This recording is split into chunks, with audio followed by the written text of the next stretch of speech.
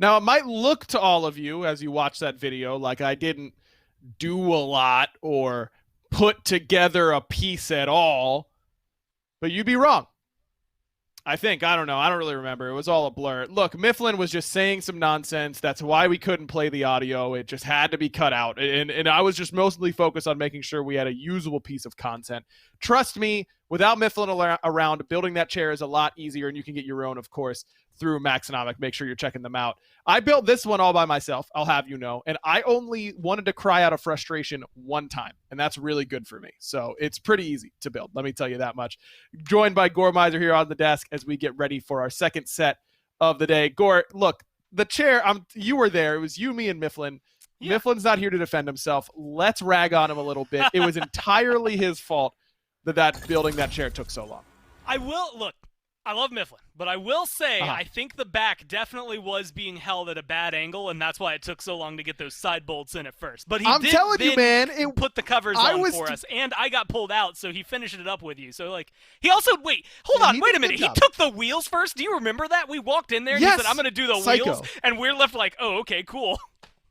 Yeah, psycho. I'm going to do the wheels first, he says. You know what? I can't stand when we're putting something together. My wife does the exact same thing. I want to sit there and read the directions, and they just want to go. They're just like, nope, this must go here, this must go here. And then they get all confused if something doesn't go right. Now, and at least in my wife's case, she's always right, and she could have totally done it without me. But I think Mifflin needed the help, and that's why I was reading the directions. I digress. It's time for our final set of this first round robin here in phase number 1. It's going to be the Bolts up against the Titans. The Titans started off 0-3, if I remember correctly, and now sitting at an even 3-3. They've been playing much better Smite, Gore. A drastic turnaround. And the Bolts are in this really weird scenario where they've been a team that they won 4 of those games in a row, so those kind of sandwiches for their losses. But the Titans, like you said, 3 losses in a row into 3 wins in a row. The last time they lost, it was a 2-0 to the Dragons, so not necessarily the worst team to lose to either. And it seemed like, I think from I can't even remember the week, but from week to week, it just felt like something snapped into place. Similar to how you were describing the Warriors, I think, yesterday when we talked about it, where something will just click, and all of a sudden it felt like they were together. I think at the time we had pointed out, and this is still true, that they have like a 100% win rate on Robin. There are certain things that are starting to go their way now. And I'm excited to see if they can continue this kind of route, or if maybe, again, 2 weeks off, it's a long time. A lot of things can happen if they've either cleaned up their play and now they're going to continue being that devastating force, or if they're going to have a little bit of a warm-up period again. I think that the big key for this team, we talked about it coming into the season. We will continue to talk about it. And it's Scary D in that jungle. And in these last few sets for the Titans, I think he has looked much, much more comfortable. What have you seen from Scary as of late? Well, again, I'm going to have to go back to this pick exactly. I think every time they've locked it in, it has been successful for them. And there's some questions I think I will have for Scary D about whether or not it's going to be more than just the Robin, but the Robin has been very successful for them. And sometimes, look, when you're transitioning into a quote-unquote, let's say quote-unquote new role, like going into the jungle here, you're going to need some things that you can rely on, right? Like, you're going to, it is the SpongeBob meme, right? Like, you're going to have to crack open all reliable, and that's Robin. But I think it's something that's important for the Titans as they go forward to see what he is able to do, and very comparable to what we had just seen. Layers didn't necessarily get a couple of clean games in that last set. He kind of disappeared in that third game. I think if we can continue to see Scary D be proactive, then this is going to be a very successful team. I mean, look, you're Scary D, but you're surrounded by Benji, Paul, Aurora, and Cyclone. Like, you've got a great team of guys here. It's just making sure that everything works together for them and that they're kind of meshing, and then everything will fall into place, and they will skyrocket towards the top. The thing that surprises me about that highlight reel there, Gormizer, he's playing Robin in a lot of different clips, and he's using different skins. Who does that? Find the skin and use the one, and let that be your skin, man. I can't be condoning those actions. I mean, you got to find the skin that you use, and then it becomes iconic for you. You think Annenster is going out there playing a whole bunch of different Thor skins? No, he's sticking to recolor Thor day in and day out, and that's why it's iconic for him. You know, it's definitely something that he's going to have to, he's here. Perfect. Clean up. Hey, Scary, I'll ask you. Scary, no, wait, listen, I got it bro. first. Wait, why do you play with different skins? Oh, well, we can't hear him. He can't even defend himself. Oh, no. Scary, I don't know. Oh, Is your Can you mic hear there me? Can now? you hear me? Hello, Yeah, There hello. you are. welcome, Scary. All right, Welcome. beautiful. What I was saying was that I'm just marking my territory in all the skins. Each Oh one yeah, I they're What win you all with think? is yours. just, You think you yeah, could they're all come into mine. the SPL jungling for the first time and just claim all the Robin skins? Yeah, why not? Oh, all right, fair enough. There you have it. All the Robin skins are Ronnie's. Look, Scary, I think that everyone's been looking at your team and just kind of waiting for things to come together. It seems to be coming together as of late. Is there been a big difference and shift in communication dynamic or anything like that, or is it just playtime with the other fellas? Yeah, no. Well, I'd say it's completely communication because we're all five of us are amazing players, right? But I think a big issue that our team has right now is a lot of the fundamentals are messed up basically. Like we're not communicating with each other properly, giving their information and stuff, and we need what are you doing, Aurora? What the He's but chunking yeah, around, man. it really is just chunking around the house. But yeah, that's what I got to say. Well, you guys, as a team, you've been going on again a little bit of a streak. You had 3 games or 3 sets in a row that you were able to find the wins. You had we all had a little bit of time off there. Do you guys feel like that was beneficial to you? Like, do you feel like you're going to be coming into this week a little stronger and kind of more cohesive as a team, or do you think it maybe took the hot hand away from you and kind of cooled off in the down period? Um, I think the momentum from those wins is still there, and it's only been better for us because now we've had 2 weeks off to practice, right? And we're still like a new team, getting to know each other and stuff and playing together. But yeah, no, I think those 2 weeks off were beneficial for us. We just worked on a lot of the fundamentals. Ronnie, real quick before we let you go and get you prepared for this set, I mean, you feel like you're just hitting your stride. You know, you found your god pool, and now I feel like jungle god changes. The shell change. I'm sure junglers are really opened up. Are you like, hold hmm on, I just got the gods I was comfortable with, or do you feel like you need to expand the god pool from here? Yeah, no, I'm kind of exploring the gods in jungle because I've never played the role before, right? But yeah, as I keep playing, I figure out different things with gods, what they could do in certain team comps, against certain team comps, and team fights and stuff. And yeah, as I keep playing, my god pool is just gonna get bigger and bigger. Excited to see what other skins you claim across all the different gods out there, Ronnie. Good luck today, man. Looking forward to your set. Thank you. Have a good day. Yeah, you too, buddy. This team, of course, gonna go where the jungler goes. That's Smite Competitive 101. Jungling turns out to be pretty important. And I think the same can be said, of course, for the Olympus Bolts on the other side, because Gore Lasbra has these games and these days where he looks unstoppable. He's all over the place. He's getting kills everywhere he ganks. And then other times, it's a little bit harder for him to make his impact. That inconsistency, I think, has really been the key to the Bolts' success or lack thereof over the last year. Yeah, it's been a very difficult team to track, right? Like, I mean, you never know what to expect to them. I mean, the last week of play is probably the best example. They looked really good up against the Dragons here in this set and these highlights that you're going to see. And then literally 2 days later, they looked abysmal versus the Kings. It's just one of those things that it really does beg to question which bolts you're going to get on that day and which they're going to be able to make more consistent, right? And I will give them a lot of credit. I think that bar, that low bar that they have for their losses, has been rising, so it's not as drastic of a change from, the best bolts to the worst bolts, but it is something that's maybe a lot more noticeable because right now the league just seems way too competitive to be making some mistakes and having these little issues wherever they might be. And so I'm really looking forward to seeing what they can do, especially, again, a little bit of downtime goes a long way for these teams. If they've been grinding, depending on how they've been spending their time, that, downside, that low bar that they have that when they lose might be a lot higher now. It might be a lot more difficult to beat them. I'm excited to see what they're going to be able to do today because I think this is one of those teams, the Titans, that is very difficult to beat just in essence, but also is a team that will run over you if you give them the opportunity, and this will kind of decide and dictate, do the Bolts deserve and belong in those top 4, or are they kind of a 4th, 5th, 6th? Like, is there a 3-way tie down here really kind of being fought out with the Scarabs and the Titans? Yeah, I think we've seen that high end of the Bolts' potential, and there's no doubt that they are at the top of the league when they're playing at their best, that they are a top-end contender. It's just a matter of doing it consistently, and we saw the Cirquet in particular in that clip there for Lasbra. I think that's going to be the key selection for him. Yeah. Just as Scary has had Robin, I feel like Cirquet is the same for Lasbra. Yeah, and that's something I think is going to be it's crucial for them. Like their top picks, Chernobog, Sobek, Serket than the King Arthur and the Guan Yu, right? A little bit of Haddock's focus there for the Bolts, but a lot of pressure on that Serket to come through, and also something that we've seen banned quite often against them. So not going to be surprised if the Titans, again, doing their homework, maybe try to strip that one away early on, similar to like, things like the Zapman Heimdall gets banned away, things like that. Mm-hmm. It's going to be a lot of pressure on the Lasbra. This Nemesis we saw a couple of highlights with there is another pick they like to go to, but maybe not as quote-unquote signature.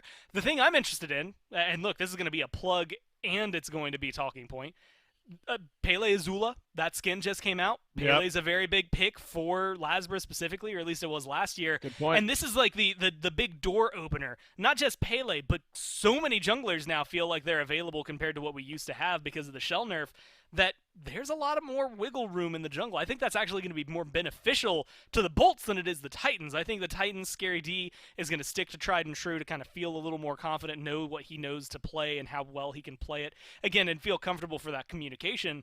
But Lasbra will play anything and everything, and I think that's going to be a good key for them throughout this set.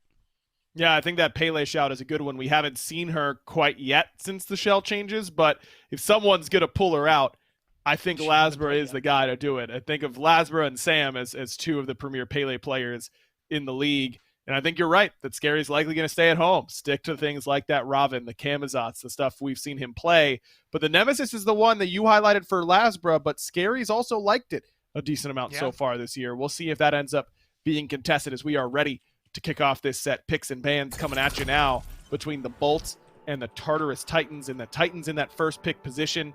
Yamoja was the big key in the last set between the Scarabs and the Leviathans, and we've got some Yamoja players here in this set, at least on the Titan side with Aurora. I'm really excited for the supports across all of this. We've seen a little more Sobek getting through. 2 games last set he was able to get picked up? I think actually all 3. If I scroll down a little further, I'll see, he was played in all 3. But I'm wondering what Jake is going to pick up, because he's been a lot more willing to flex out. Yesterday, Fafnir was a big talking point. I was actually talking to Hindu about this earlier today, but I kind of had this realization. I was thinking on it this morning. And I don't know, like, the Ymir nerf is a nerf. It does still hurt. Maybe he's not your first pick anymore. Maybe he's not banned anymore, but a wall's still a wall. 2 seconds later, still a wall, right? And I'm wondering if that's going to be something that we see maybe the Bolts transition to and try to pick up a little bit more, because I think it could still be a really strong pick, specifically for Jake and the control that it could give over to Lasbra, kind of the assistance that it could have for the team. Agreed. I think so too. It's King Arthur banned away by the Titans, and I mean, Haddox has been such an impact player for this Bolts team this year. Benji really the same on the other side, so I'm excited to see what shakes down in that solo lane. But the Bolts are singularly focused, at least at the beginning, on Paul. Raijin starting to get top 3 banned. It's good. I think Raijin's a strong pick, but clearly a lot of value put here by the Bolts. This leaves open that Yamoja that we were just talking about. It leaves open the top-end Hunters that we've discussed so much, of course, and Anhur and Heimdall. It leaves open Kakulin. With King Arthur banned away, that other pressure pick in solo gets snatched up here by Benji. And we saw him be kind of crucial. I think both teams really rushing to get him banned out in the last set in the 3rd game, so he's been pretty much up there. I think King Arthur, again, very small nerfs, but he's going to be hovering up there. Those Bluestone nerfs are the things that are most interesting just because of how much is it affecting these solo laners. Like, we saw Sun Wukong really kind of running rampant prior. Now he's seemed to fallen off by the wayside. Not so much that we don't see him anymore, but enough that we aren't seeing him as often. I think this Kakulin's going to have a good time in lane. I would not have guessed Hercules Yamoja as the top 2 picks here for the Bolts. Athena's, I was going to say, I realized while you were talking, Gore, that Athena is still open. I was like, there has got to be something really good available. And it's Athena, and Giannis is open, and Paul has been playing this. The Hercules pick alongside the Yamoja is what surprises me the most, potentially, because so much of Hercules' power has been in support over the last calendar year. Certainly has seen some nerfs there. We've seen him be played in solo a little bit. I do think he can be good there, but I think a lot of the reason why you'd want him early is because you can keep the other team off guard. Feels like they locked Hercules, and they won't know if it's solo or support, and then they decide, oh, wait, we don't want to necessarily give him Yamoja. And the Bolts kind of just end up with a lot of frontline, back to back to back. Hercules, Yamoja, and Gilgamesh, their top 3. Yeah, I'm excited to see this Gilgamesh. I was actually quite literally going to start talking about him once it came back to me, whether or not he was locked in, because I was just going to point out that we saw him, all 3 games, at least 2 of the 3 games yesterday. Didn't quite find a lot of success there for Johnny, and I'm wondering how well it's going to look for what I could only assume in this kind of lineup. I mean, that feels like it has to go to not Layers, going over to Lasbra here to be picked up into the jungle, because, like, Hercules, look, support, that's going to be going to Yamoja. That one's a sure thing. I can go ahead and ship that. Then if it comes to solo, I feel like you could argue Hercules versus Gilgamesh, but not both at the same time. I don't think you throw Hercules into the jungle as much, so it feels like Gilgamesh should be going over to Lasbra here. But like you said, it's a lot of front line and a lot that's going to be falling back onto Venenu here. And maybe a little more pressure on the mid lane pickup. And with Morgan already banned out, he's maybe going to be going down the list. But still, Scylla is available. A lot of the really strong picks that we've still seen from mid going to be open for him. Yeah, Merlin, the other one that he's looked good on as of late. So I like that ban there from the Titans. But to get Athena, Giannis, Kakulin is an awfully good start on their side. I feel like the Titans have got to be feeling excellent about their draft position thus far. The Bolts need their backline in order, and Chiron has been the guy as of late. He's won 5 out of his 6 games, I think almost all of which coming this week in the SPL. I think 1 game before this week that we saw him. He's looked awfully strong so far, Gore. This is one of those comps right now for the Bolts. I wish I could just take a screen cap of it and send it back in time to us, because outside of Yamoja, we'd be like, what's going on here? First off, we'd be surprised, like, who the hell is Gilgamesh? But there's a lot of conversation to be had there. And Chiron skyrocketing, like, it feels like a good draft. I'm still worried about their mid lane, though. And I'll let you get to this Medusa, but she did just get some buffs, right? I mean, she still has her problems, and there's quite a few of them, but she did just get a couple of buffs, which I think might help her out. And Erlong Shen, most likely in the jungle. I can't imagine they go Athena jungle, Erlong support in this game, but I guess it's possible. I guess you could. Anything's possible. I'm not doing it. I'm not doing it. It's Erlong in the jungle here for Scary D, bringing some of that solo lane mentality to that role. I think that does make some sense for him. But you called it, man. This Medusa, a little bit spicy, and with crit falling a little bit more out of the meta, I think Medusa can build crit pretty well for what it's worth with her attack speed stim on the 1. But if Bluestone Transcendence is going to be the meta for Hunters, I think Medusa fits that pretty well. She likes it. And the things that were picked up, like, a lot of people don't realize this. Lacerate has a healing debuff on it, and so that was increased, and then they decreased the cooldown of it. So theoretically, she's going to have her dash a little more often. But the problem I have with her, like, so let's look at Chiron. Now, knock-up immune, he knocks people out of the way, and his dash feels pretty good. And there's a lot of hunters that have good survivability and escapable dashes. Medusa, you just kind of stand in front of her, and that's it. She can't go anywhere now. She's going to be stuck in place. But the thing is the combo that comes true. You had mentioned you can't imagine sending Athena jungle, Erlong Shin support, but Medusa Athena, when she came out, like, that was the combo. You get the taunt into the ult. It is the easiest combo that you've ever hit. And guess what? Now you got 2 taunts on your team. One of them's on a way longer cooldown. It's going to be harder maybe to find the exact combo with and the timing with, but I think this is going to be a really interesting game to see this Medusa come through because of the synergy that she has with her team. Portals come through maybe to help make up for the lack of mobility. Yeah, maybe your dash gets blocked, but if Giannis is paying attention, Paul, especially the accomplished player he is, throws up a portal for you to get through, maybe survive through a wall. There's a lot of interesting openings here for the Titans. I don't know if I'd put all my money on them, but I'm definitely excited to see what they're going to bring. Yeah, I think that's a great point. The Athena-Medusa combo, a really, really strong selection going way back in time. Going back in time a little bit for this mid lane pick as well. Soul starting to get some momentum. We saw Heroin play her a decent amount in their set up against the Valkyries earlier this week. She gets some itemization buffs, and Spear of the Magus gaining some lifesteal. She gets some buffs by reducing that post-fire time on her too. Lets her sneak some auto attacks in there a little bit faster.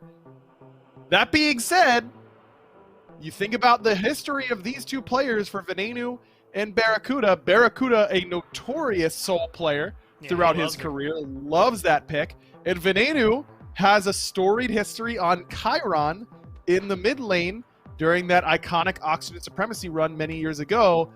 I think it might be Chiron mid Soul ADC here, Gore. Honestly, and that goes kind of more in line with what we've seen up to this year, right? Like, and if I had not seen the last couple of days, I think I'm fully on board with that because of what we've seen out of Chiron. Kind of fits that mid style of play a little bit more. And going up against Yanis isn't going to be easy for either of them. I think based on what we've seen, flex for either is going to be fun. I think that makes things a little easier overall for the Bolts. The still wild cards for me are going to be the Hercules, the Gilgamesh, specifically Gilgamesh. Kind of hot, but not really in yesterday's games. Maybe we'll see something more out of Lazarus. But Hercules, like you said, not necessarily the premier solo laner either. There's a lot of weird things that's going to be going for you, but I'm flabbergasted. I have a list of like the gods that are either picked, banned, or just not picked. And Sure. I just had to mark Medusa off before I've marked off things like Cthulhu. Let's see who else is really good that's on this list. Amaterasu, who dominated last year. Like, there's a lot of good picks that we haven't seen yet. The fact that Medusa's been locked in is making me a little worried. Maybe that's kind of where that flexibility comes in for the Bolts, right? Being able to throw Soul over there in the duo lane and have that immunity to make sure you can get, yeah, maybe I got taunted, but now I'm immune before anything else can happen to me. Or Chiron's just ability to cleanse. No matter which one of them goes over there, aggro, I feel like they're going to be a little more confident in that duo lane. I think you're right to point out that Chiron cleanse very good against telegraphed CC like Athena taunt. She dashes in. What do you think she's gonna Says, do? hey guys, look at me! Guess what I'm about to do? Press 2 and get this many people in to look at me. I think that Chiron cleanse is going to be big. I think Lazarus on this Gilgamesh is going to be important, though, Gore. We talked about his importance and the types of gods that he usually succeeds on. You think of Serket, you think of Pele, early game junglers that centered around getting picks and finding those 2v2 fights. Gilgamesh can be pretty good at that, but still a warrior. I don't know. I don't know if this really fits the typical Lazarus playstyle that I think of. Yeah, I'm definitely curious more than anything to see what he's going to be able to bring with this pick. Again, I feel like there's not a lot, like, in terms of, casual games, ranked games where you've gotten to see him, he's been able to do a lot. In displacement, it's going to be really good. Knocking a Yanis away from his portal that he just put on the wall, that's going to be solid. Again, I think kicking away an Athena who's going for a taunt or someone like a Kukulkan, there's a lot of moments where that displacement's going to come in handy. But there's not a lot of carry potential for him, but I think that's where things like this Chiron and Soul come in, right? You're going to have 3 quote-unquote front lines, 3 setup machines, and 2 carries behind them to really drive home the damage. I think that this is going to be what Lazarus is looking for. Similar to his Serket style of play, he's not necessarily going in to be this hard carry, one jungle ends all. I think he's going in to be the setup to let Vin and Bara really shine bright. Same thing, I think Haddix is looking for knockups. I think Yamoja, Jake, is looking for setup, really just to make sure that Vin and Bara can shine the brightest. Yeah, this back line for the Bolts have got to do some heavy lifting here, but the front line for the Bolts, pretty execution heavy. Some mechanically demanding gods in Hercules and Yamoja and Gilgamesh. Wonder if it's going to be enough. The Titans, I feel like, have much easier buttons to hit on the other side. Yeah. We're talking Athena taunt, Petrify, Erlong Shen CC, a lot of those a little bit easier to execute upon. But, I don't know, the Bolts have shown that they have the capability, of course, to make plays with the composition like this. And we haven't talked a lot about Benji, but he's playing Kukulkan. He has a skin for Kukulkan. And I also want to throw it out there. I mean, maybe, look, this might be something motivating him. He's 2 wards away from 2,500 in his career. That's big. Let's see what happens. Titans up against the Bolts. It is time here and now for the final round-robin game of phase number 1. And look at this. We get action right off the bat. The teams have swapped sides with one another. All 5 members of the Tartarus Titans grouped up. Some early cleave damage goes through. It's a big taunt in. Haddix dashes out, and it's Cyclone Spin. First blood. Not even 0 seconds left on the clock. Big stun won't be enough for the Titans to re-engage, but they are chasing down Barracuda and Venenu on the left. Barracuda on the retreat, Scary D on the chase. Nice pin, catches Ven, but the kickback from the charge is going to be just enough to peel out for the Hunter there. First blood goes the way of the Titans, and they get to start this game off at the 0-0-0 mark with about a 500 gold lead. Not bad. And it's on to Cyclone Spin as well. You're going to need every ounce of help that you can get in a lane with the Yamoja and what we've seen out of Soul here recently. So Cyclone Spin's certainly happy to have started off his game with the kill in the back pocket. Mifflin, it's a Medusa for Cyclone Spin. I think maybe any AD carry would have been able to help out grab that kill early on in this game. But we've seen such a wide variety, I feel like, of Hunters in these last couple of matchups since the restart here. And Cyclone Spin brings out a new one. Yeah, the Medusa is very interesting. I'll be excited to see what build he elects to go for. We've seen the crit and the Tank Shredder build's been pretty popular recently. Gonna look back at how that first blood rolls out. Pretty simple for Cyclone Spin. That's about as point and click as it goes. And he picks up first blood for his team. I think that it's going to be a very interesting matchup inside the long lane, inside of Medusa versus Soul, once the supports start to rotate out. Aurora, never truly going to rotate out, because you'll always have that global presence and pressure inside that lane. But Soul's going to need a couple of items to get her under her belt before she's really feeling comfortable. Whereas Medusa, I mean, get involved from minute one, honestly. You can do no wrong with the early aggression on this god. Look, we've seen what Soul is able to do. We're going to have to follow along with the build path throughout this game because we've seen more ability-based. Barracuda playing the AD carry role, might still be able to flex in that direction. A little lifesteal with the trinket early on in this game. Venenu has some flexibility there out of the mid with the Chiron. These magical AD carry plus traditional hunter compositions have reared their head a couple of times over this weekend, at least up to this point. So Olympus Bolt's definitely not bringing something new to the forefront just yet, but still playing with some of the new flavors that we've seen come to fruition here in these last couple of matchups. We know that Barracuda loves Soul as well. I mean, there's definitely no mystery around that one. I love the combo potential, though, if we're kind of sticking with our conversation around the duo lane here. A roar, big taunt into an ultimate from Cyclone Spin. Kind of that 1-2 punch Mifflin at level 5 is going to be potent. It really will be. Ven looking to steal away the red buff. It seems like Paul able to secure it for his team there, is what I thought. Maybe I'm wrong.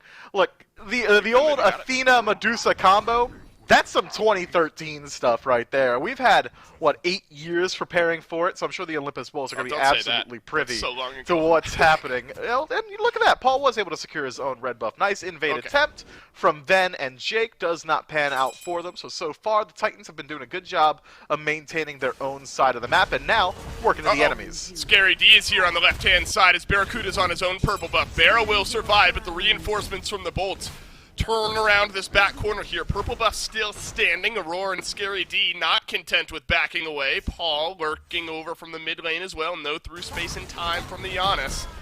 And it looks like that's all the Bolts want, and it's for good reason. Awesome. Jake walks forward. That's a level 2 Yamoja against a level 5 Medusa. And Cyclone Spin picks up his second of the game.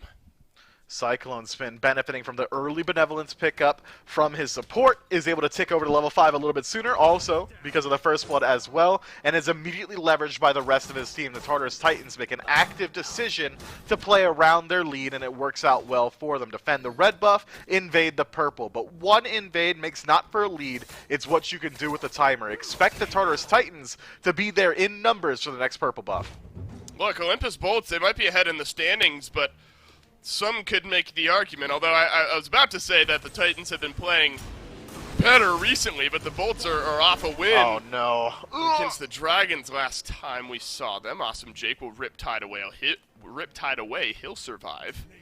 But this Yamoja, it's the opposite of what you expect, Mifflin. Normally you're used to seeing Yamoja shoving in the enemy team, finding all of the pressure, but it's been anything but. Aurora and Cyclone Spin have found themselves at least a 1-level lead over their counterparts, and then a 2-level lead in the case of Cyclone over Jake. Yeah, soul pressure almost non-existent at this point in the game, especially considering the deficit that they're at, so even Yamoja not able to make up for that one inside the lane. I don't think Jake's going to head over to the long lane anytime soon. Wouldn't be surprised if they completely leave that one by the wayside and instead allow Barracuda to just kind of slowly farm it back up, play safely, utilize that third ability, the disapparate, to just make sure he isn't falling too constantly to Cyclone Spin, and then eventually you're going to have a late game soul, which is just another mage, and in Season 8, that's a pretty good thing. Yep. Look, a lot of the driving force of this early game has been with Scary D. Lasbra on the Gilgamesh needs some time to get into it. Attempted a red buff invade a moment ago, but the Tartarus Titans able to secure it once more. Awesome Jake will rip-tide away, and Scary D, he's here because there's another purple buff in and respawning. Paul is in to reinforce as well. Mifflin, you get the sense here that the Titans realize that you got to keep this soul behind as long as possible. We're not giving Barracuda anything for free. A 2-level deficit now over here in the duo lane as the Titans continue to find pressure on the left-hand side of the map. Yeah, last time we saw this level of duo lane pressure was up against Vote, and my man was suffering for it. Now, 2 levels behind, as you already highlighted, 5 minutes in, is a pretty tough spot to be put into. Wouldn't be surprised if we see Barracuda shift up the build a little bit to be a little bit more cost-effective. Maybe we see that Spear of the Magus Typhon's Fang build come through that we saw Hurrywin pick up earlier on this week. It is a little bit easier than the Spear of Desolation to Hootie Tree, so that could alleviate some of his woes inside the lane, but he's going to need a bailout sooner than later. If their win condition is going to be around playing around Barracuda, someone's going to have to make sure he's able to play. About a 1,000 gold lead for the Tartarus Titans. Taunt in from Aurora, immediately followed up. Oh, it's a beautiful combo from the Titans, and the damage just a bit shy on the bolts. And Venenu's going to survive that one. Jake is as well. And that's the combo we were hoping we would see. I mean, the cone engage, you know, there's types of compositions. You can talk about big AoE circles, things like that.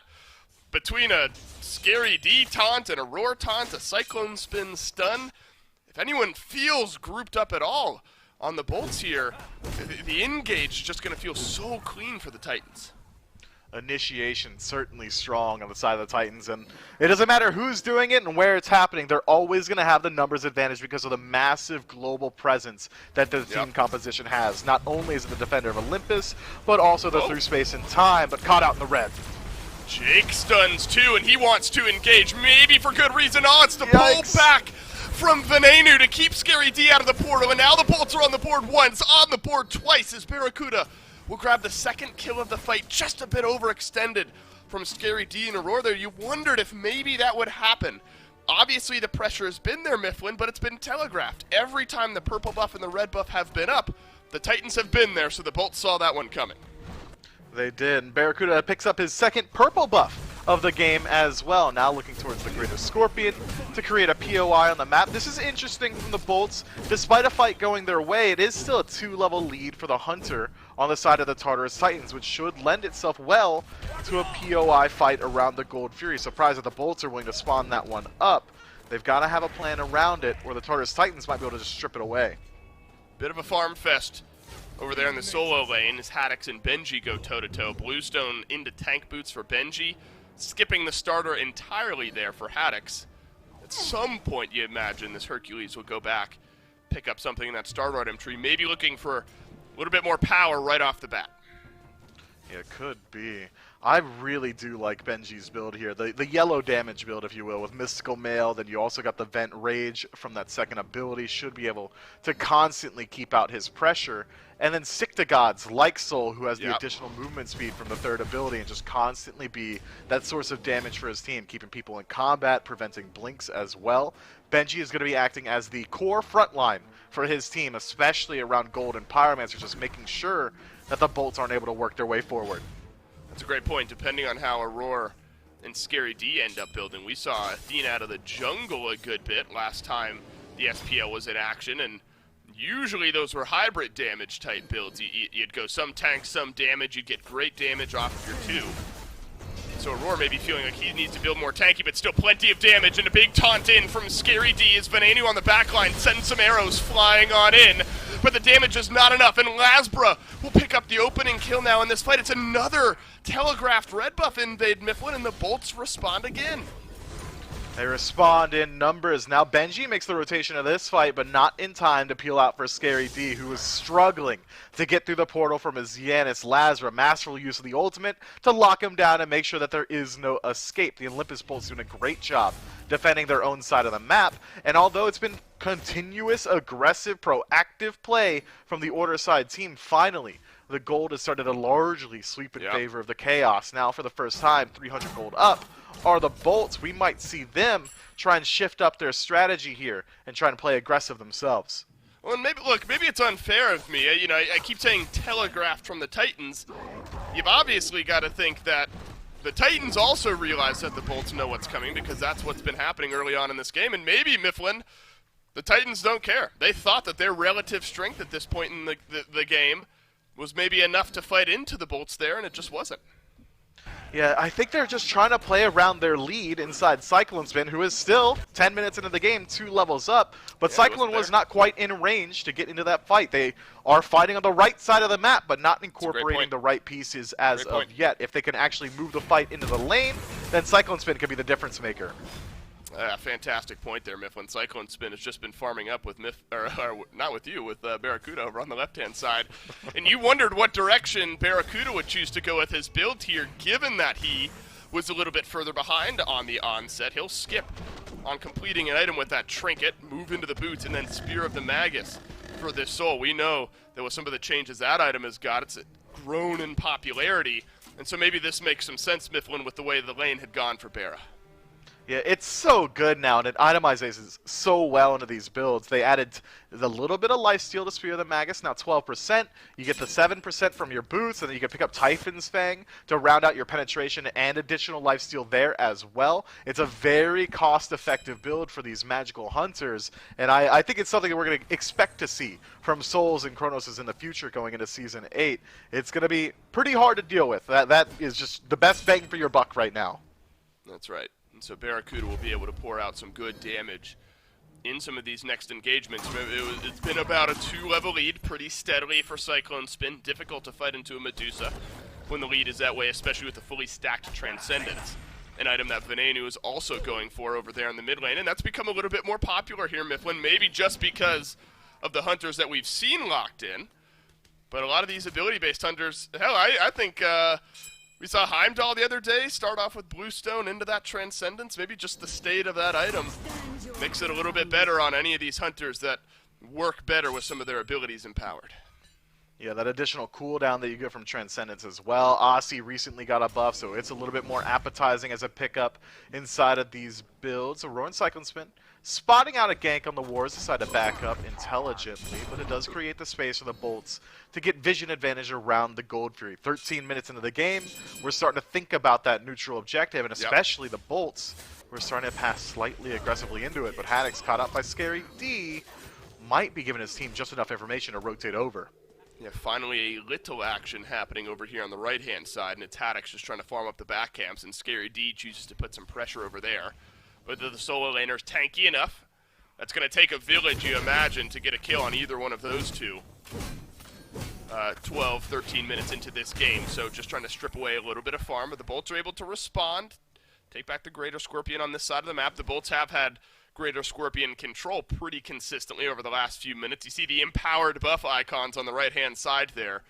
The Bolts have effectively had all of them in their court over the last little bit of time. Now 13.5 minutes in, the Bolts feel like they've been able to respond to the Titans' resurgent pressure over onto the red and purple buff on the left-hand side of the map, but not been enough, Myth. I mean, it's a very, very small lead, if a lead at all. But the Tides felt like they maybe been going towards the Bolts, and the Titans have kept things even.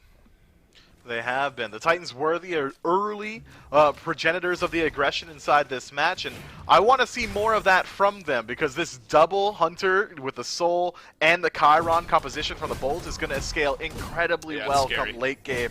They are going to shred objectives and single target picks, so I want to see the Titans bring the fight throughout the early.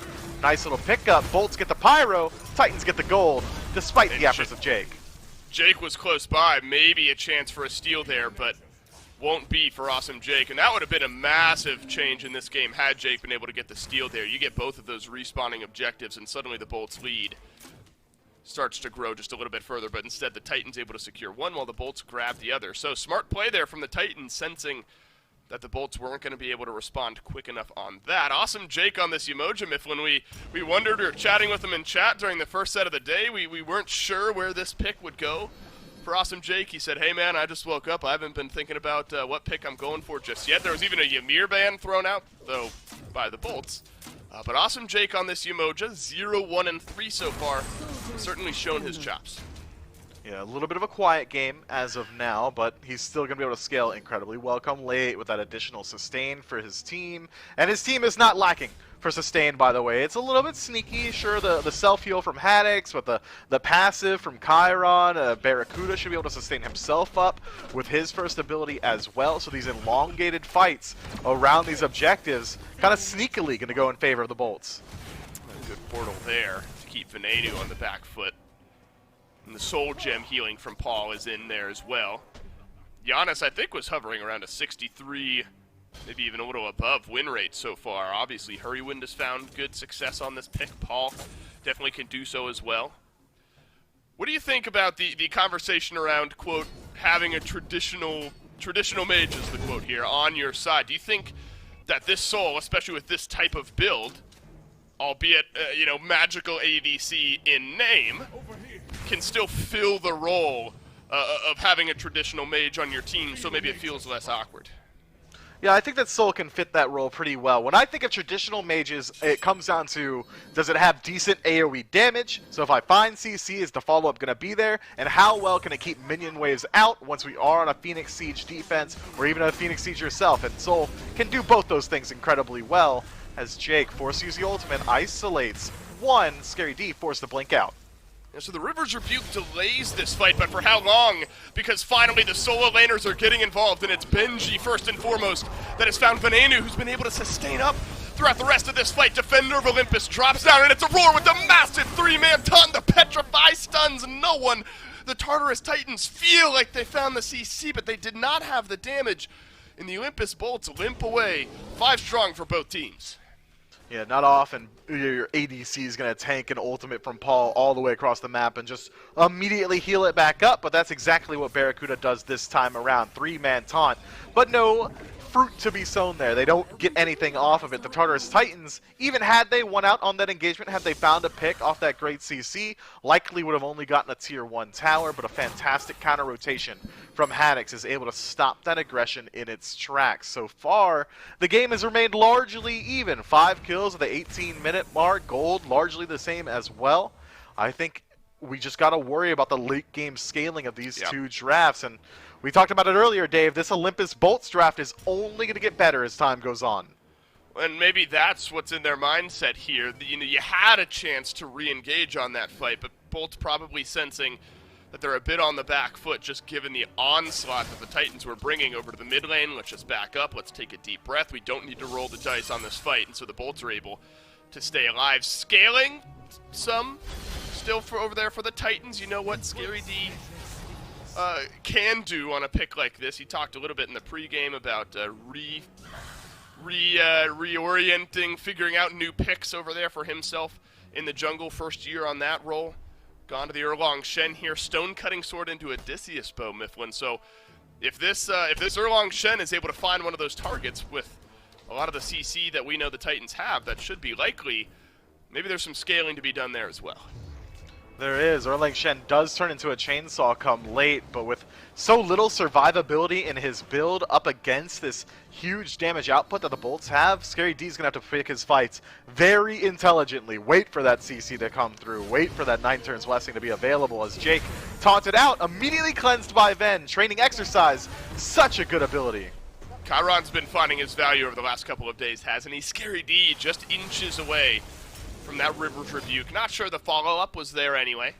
So Scary D likely to survive on either end. Awesome Jake has been quick with these Yamoja ultimates. Sometimes you see them wait a little bit later into the fight to try to delay things out, find a target, but Jake has been happy just to use them to find a pick or disengage a fight, even if just one member of the Titans has been caught into it. Oni Fury respawns. Red buff and purple buff are not up, so this is a fight over the Fury, and Aurora starts it off with a 2-man taunt over on the left-hand side, but it's the up-down from Lasbra. Winds of Shamash swirl around, and it's Benji stunned against the wall, caught in between 5 members of the Bolts, but he's so tanky, takes forever. Nearly gets the kill onto Lasbra, and Lasbra closes the gap, finds the kill. 1-for-1 trade as Venenu will make it a 2-for-1. The Olympus Bolts find their targets. Cyclone Spin so hesitant to go in, still full HP. Aurora goes in himself alone this time and loses his life for his efforts. 3-for-1 now in favor of the Bolts, and Gold Fury still available. And it just feels like this entire time the Titans have been trying to fight around Cyclone Spin on the left side of the map, but this Medusa has been struggling to find his spots to get in. I think I'm going to stick with just Gilgamesh ultimate from now on. Hard to say Winds of Shamash and then immediately tornado, continue casting sandstorm? a team fight. Yeah, tornado, sandstorm, something like it. I'm with you on that one.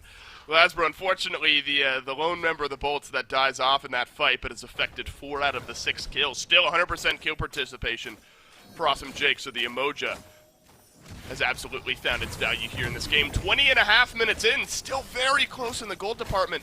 Despite a 2-for-1 fight, a Fury and a Pyromancer, that'll increase the gold lead just a little bit here. 1.8k or so for the Olympus Bolts. 1.7k, pretty good by me on the fly there. And then about 1,000 in the experience department. So Mifflin, all things considered, despite what a 6-3 scoreboard might say and a couple of Furies here and there, Titans still very much in this game.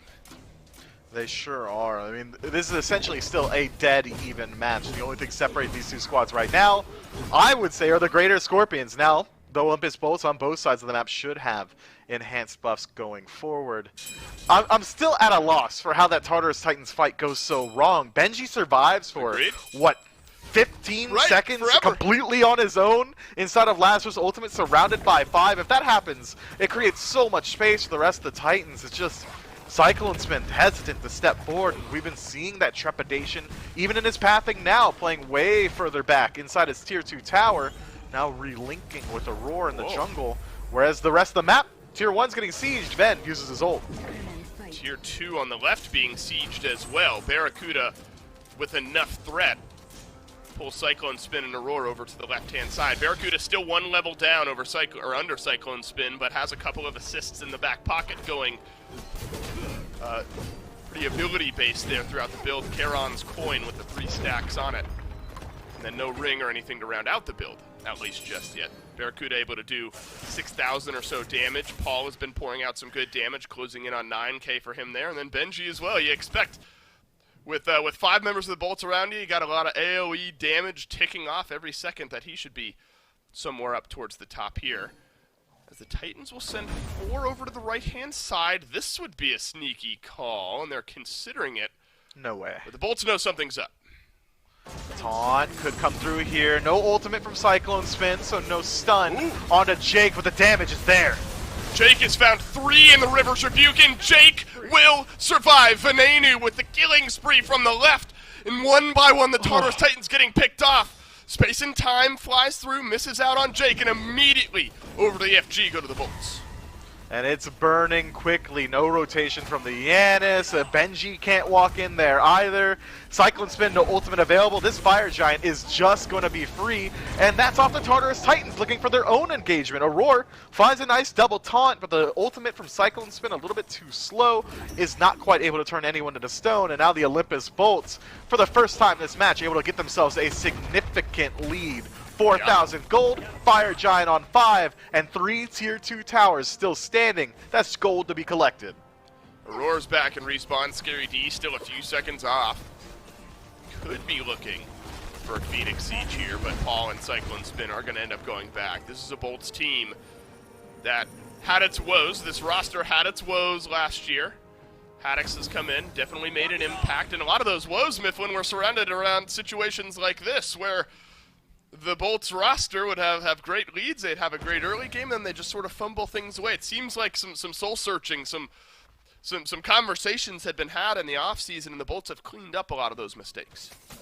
Yeah, that 2-week break seems to have helped them out with their macro game a fair bit here. I assume that the Bolts are going to go ahead and group up around this duo lane and strip away as many of these tier 2 towers as possible. The siege potential of this Bolts draft, yeah, it's pretty nuts, okay? Jake drops the ultimate. Those are walls to separate a fight. And if it's inside of Phoenix, well, all of a sudden Barracuda and Ven are going to be absolutely shredding these objectives. Tartarus Titans, if they want to maintain their base, are likely going to have to look for the all-in engagement once the Bolts group up. We've had these taunts time and time again, but there hasn't quite been enough damage from the Tartarus Titans to confirm the kill on anyone from the Olympus Bolts. Lasbra ushered in thanks to the open door, and the sandstorm will spiral around. Nice. Then the Tartarus Titans base is a taunt on through, and Venenu caught by that one. Benji alone on the left with 4 members of the Bolts. Scary D taken down by Haddix, and the waves crash down onto Benji. The Bolts surging forward will find another. There was no defense attempt from the Titans. They were de-grouped, and the Bolts systematically able to work their way through. Left side, Phoenix falls, and 2 dead. Bolts working their way into the Titan. The Tartarus Titans, they've got 3. Paul back into the fountain. 3-man taunt on in, into the Petrify. Venenu has to leave immediately. It's an up-down Over on the right-hand side from Lasbra, half HP now onto the Titan. Cyclone Stin, full HP, and Cyclone goes in. Venenu gets melted on through, but the Titan still being worked down by Haddix as Lasbra controls onto the backline. Killing spree for Cyclone Spin, but Haddix gets it done, and the Bolts take game 1 in 25 minutes. Man, Haddix lined up against the Titan and won a 1v1 somehow. The Tartarus Titans were looking good throughout that match. Establish a decent lead in the early around the duo lane. They attempt to utilize it by continually invading the red buff and the purple, but Cyclone Spin struggles to get involved there and really has a very quiet performance for the next 20 or so minutes, whereas the Bolts were very willing to maintain grouping. 5-man stack, death ball rotating throughout the map. It just wasn't matched up by the Titans. I don't think we really ever saw a true 5-on-5 engagement. Look, the Titans had a kill -6 seconds into this game. I figured duo lane was kind of all said and done at that point, and there was plenty of pressure on the left-hand side, but the Bolts were able to capitalize on it. They said, all right, we'll keep Cyclone Spin far left, and we'll respond to these red buff invades, and ended up working out for the Olympus Bolts, at least in game number 1. We'll have game 2 right after this break, so stick around.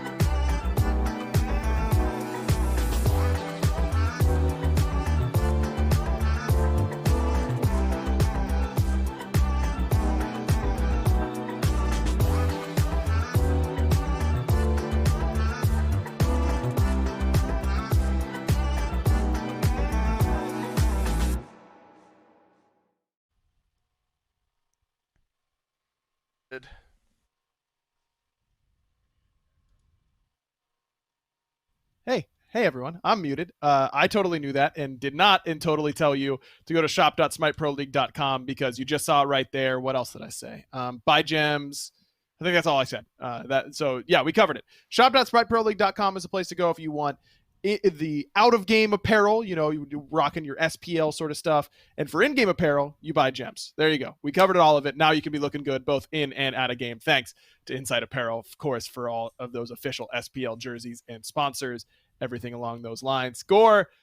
The Bolts make this weird kind of composition work despite getting first blooded early. Lasbra ends up looking pretty good on this Gilgamesh. And for me, it was just the unbelievable amount of area control they had. Gilgamesh says, don't want to fight here. They leave that area, and then Yamocha goes, yes, right into the River's Rebuke. I love the way those two work together.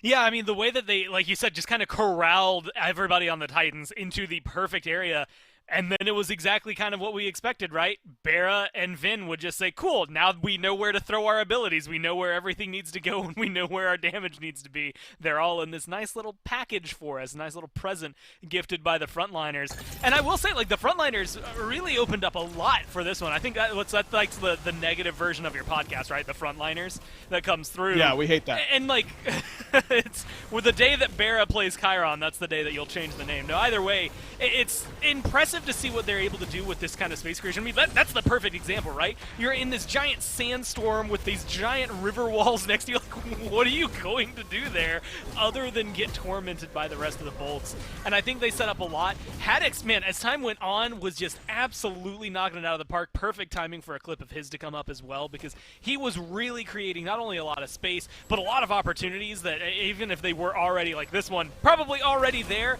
but really solidifying it. Towards the end, I think he was really kind of, again, for the skin, knocking it out of the park and showcasing exactly what this Hercules can do.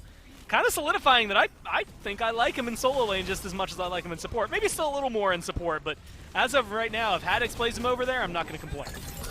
I mean, everyone just played really well in this one, I think, for the Bolts. Haddix on the Hercules, like you just mentioned, was great. Lasbra was really able to control a lot of that space. The back line goes undying for both teams, which I think is noteworthy. Paul 0-0 and 2, Cyclone 3-0-0. Those two didn't take a spill. Neither did Ven 3-0 and 6, nor Barracuda at 4-0-4. These teams, the back line was unscathed in this game, but the front line a little bit more bloodied for the Titans than the Bolts. Yeah, I think you can definitely feel Aurora got a lot more beat up there overall, and it was a little unfortunate for him just because of the way things had been going. Cyclone Spin, we didn't see a lot of ults coming out of there. That Medusa definitely really prominent for the first 10-15 minutes-ish, and then really started to fall off, didn't have anywhere near as much, although still kept up in damage compared to Bera. Look, this is a really weird thing I was keeping track of, but that 3 wards placed there for Benji is very important, guys. I'm going to throw it out there. He hit 2,500 career wards placed. It's a very, very niche thing that I found while I was looking at stats. And this would have been 3 weeks ago now at this point, so this is like, if I didn't have that note there, there's no way I ever would have thought about that, but I had written it down specifically for that moment. So congrats to Benji on that one. I am truthfully very surprised he has that many wards in his career. That's a lot of wards. Very surprised. Benji notorious for not warding a whole lot. I think the 3 wards in that game goes to service those. Everybody else get with double digits for free. Yeah, you could have easily placed 3 wards for free with just Vision Shard, but Benji doing what Benji does, man. That's all you can say about that. As we look ahead to game 2, I think that losing with Athena is a big deal because that is such a priority pick so often in the SPL right now. So making her a little bit less priority and looking that good on the Chiron Soul backline, I think could really change picks and bans. Especially because it's going to make you second guess what you go for, especially because of the way they played it, right? I mean, you had kind of called it just because of history, but Vin played Chiron mid, something that I've been talking about a lot, but we haven't seen a lot until today. Then Bera plays Soul over there in the duo lane. They still go for the similar builds that we've been seeing them go for. They just play them in different positions. And I think that's going to open the Titans up to try and change their strategy. Maybe not so much in bans. I mean, Serket, King Arthur, Sobek were their last bans. All 3 of those I think are really solid. Sobek is maybe the only one you can let through because it'd be good for Aurora, but I don't know if you trade any of those out for a Chiron or a Soul. Seems like the Titans sticking to the plan. Cirquette ban, that's been Lasber's bread and butter, so they take that away. Same for King Arthur on the Haddocks. And now the Sobek. Very, very similar of game one thus far, and it is the same so far. Yeah. This is where Cucullin was locked in game number one, and Benji less impactful on the Cucullin in that game than he normally is, I would say. Yeah. Definitely something that we're not used to seeing as much. I mean, think about it. Like last set, whichever team got Cucullin won with Cucullin. This set definitely didn't feel like he was able to find as much control. And I don't know if it was much on him that he wasn't able to. Again, that composition felt like it had its thematics, which was taunt into either Medusa or Yanis, right? Like a lot of damage there. Cucullin was just kind of a bully, maybe someone for zone, not necessarily the guy who was setting things up. But I don't know, like, if I'm looking at it, so far things are top to bottom the exact same as game number one. If I'm the Titans, that's not what I want. Yeah, it didn't seem to work out for them. I think the main changes they might make might be there for Cyclone Spin. Despite the 3-0-0 scoreline, was not able to transition into the late game as you'd like from your typical hunters. That man blaming the build on Twitter, but whether it was the build or the god or a combination of all the above, might end up being a bit of a different style this time around for Cyclone Spin if they so choose. Last time around, the Titans went Athena Giannis in this slot. And Paul, despite the 0-0-2, was able to put up a pretty decent amount of player damage. This is a very dangerous combination. Look, if they go Gilgamesh third again, I don't think it necessarily matters as much. I think the Chiron mid really helped out, but I think you could probably throw, Soul over there if they aren't able to ban that. If they ban Chiron Soul, things get weird. If they pick Chiron away, I think things maybe get a little weird. But this front line that they have on the Bolts really was solidified by the fact that they had such extraordinary carries, good damage behind them. Things like Scylla were still available, with the Morgan, Merlin were banned away. Two really good picks for Vin, but not enough to really limit the mid pool that much. So I like the adaptation from the Titans, but I don't know if it's really going to end up hurting the Bolts as much as they'd like. Well, giving that Chiron over to Cyclone Spin, this pick has been so successful recently, just gives him a little bit more safety than that Medusa. He kind of got caught in bad position time after time in game number one, and it will be the Gilgamesh pickup once again for Lasbra. So the Bolts front line, which was staunch in game number one, ends up being the same here in game number two. And this is something that I think is, again, going to be very devastating. We saw just reminder of the team fight. We saw a lot of them happen where there's a giant sandstorm, here are some giant river walls, everyone's locked in an area. That's really good for Hercules, that's really good for any carry, literally any carry that knows where they need to throw their autos. And I would argue any mage with an ability that's not just an immediate, small, tiny little line, right? I think every mage is going to be able to flourish in this. In fact, Morgan, maybe one of the quote-unquote worst in this scenario, just because she does have to be a little more close up. I think everyone and anyone that Vin picks here is going to be able to work well with this front line. Same thing for Bara, and it's going to be difficult to limit them. They might go Merlin again just to try and limit this, but no, they ban out the Soul. I think for Vin, it would be a very easy pivot back into that Merlin that he's so comfortable for. Agreed. I think I'd be surprised if Vin went a different way than that Merlin here in this game. It just feels like it fits the area denial style of composition that the Bolts have gone for really, really well. Pretty easy for him to follow up over those walls with those Merlin abilities. And it would let Barracuda try and counterpick his ADC a little bit better, understanding what Aurora is going to be going for in support. But both backliners would certainly benefit from being able to counterpick what the entirety of the Titans draft will be. And it looks like Ven wins out. Bara ends up picking his god first, and it's Jingwei. Not a bad pickup. I mean, from what we've seen and the way Jingwei plays, she's just going to live, right? I mean, she's not necessarily going to be the one that drives things home for your team, although we did see Zapman in game 2 really turn things around. I think 2 for 2 here for the Bolts, so Bara's got a pretty good win rate with her as of right now, so he's not really stressing too much about that one. But is she going to be safe enough, and is she going to be a carry enough? I think with this amount of setup, again, I kind of said any hunter. I'm still going to stand by that one. I think Jingwei is going to have a lot of space created for her. a lot of opportunities created for. It just might take a little more itemization, a little more time to come online than what we got to see out of the Soul. What I'm really wondering is if the Titans are going to get as aggressive early on. Maybe the Bolts, technically, since they were the ones that were the true aggressors. They were on the other side of the map when they were caught out. Because they could be the ones that really opened the door. I just don't know if this comp, with Jingwei specifically, is going to do it. It depends on their jungler. Really feels like it's Season 3 out here. Barracuda just went Soul Jingwei in back-to-back games, so he's sticking to the classics. He's comfy. Yeah, he is. As Osiris Athena is the pickup here for the Titans. And I gotta say, Gore, I'm a little surprised. They were hovering the Mercury. This composition just feels difficult to fight against when you're the Titans. Going up against what the Bolts front line has, they just control so much space with these picks. And do you want to go try and squishy and try and one-shot them, but then it's pretty likely that you get body blocked out. They decide to go the tanky route with the Osiris jungle, but I don't know if he has the defense to stand there and just trade in something like that Winds of Shamash. I mean, you're just going to get rooted and take a lot of damage from it. I don't know if that's the right strategy, but I don't know if the opposite was either. I think the Titans are in a pretty big bind here. Theoretically, it's similar to what the Bolts just ran, right? Like, Yanis isn't going to go parallels with Soul, right? Like, he has a lot of ability damage, but he doesn't necessarily maybe have, like, the auto-attack damage that Soul is bringing into it. But Chiron and Yanis right now are protected and set up with a lot of frontline presence coming down from the rest of the team. The thing that I think is going to be good for the duo lane here for the Titans is that Chiron caused so much trouble for the Medusa, Athena, and admittedly the Erlong Shen as well. So picking that up and scooping it away alongside this Athena should make their duo lane a little stronger. Very interesting to see the Zhang Kui pick here, Gord. Range be damned. Who cares about your traditional mage damage?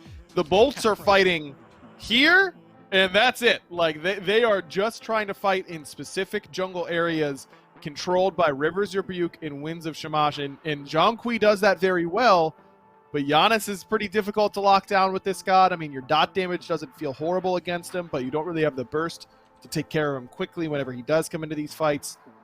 These are going to be, I hope Dave has a tall drink of water. I mean, Dave is the tall drink of water if you ask me, but I hope he has one that he could use during the cast, because it is going to be difficult in these fights for people to get bursted out. I think they're going to be lengthy engagements. Yeah, they're going to last forever. I mean, everybody, like, the weakest people on here are Jingwei. She's really survivable. Hey, Yanis. Oh, well, guess what? He can get out of anything. And Chiron, who right now feels like he at least can get out of anything. A lot of setup, though. Look, I'm looking at Zhang Kui.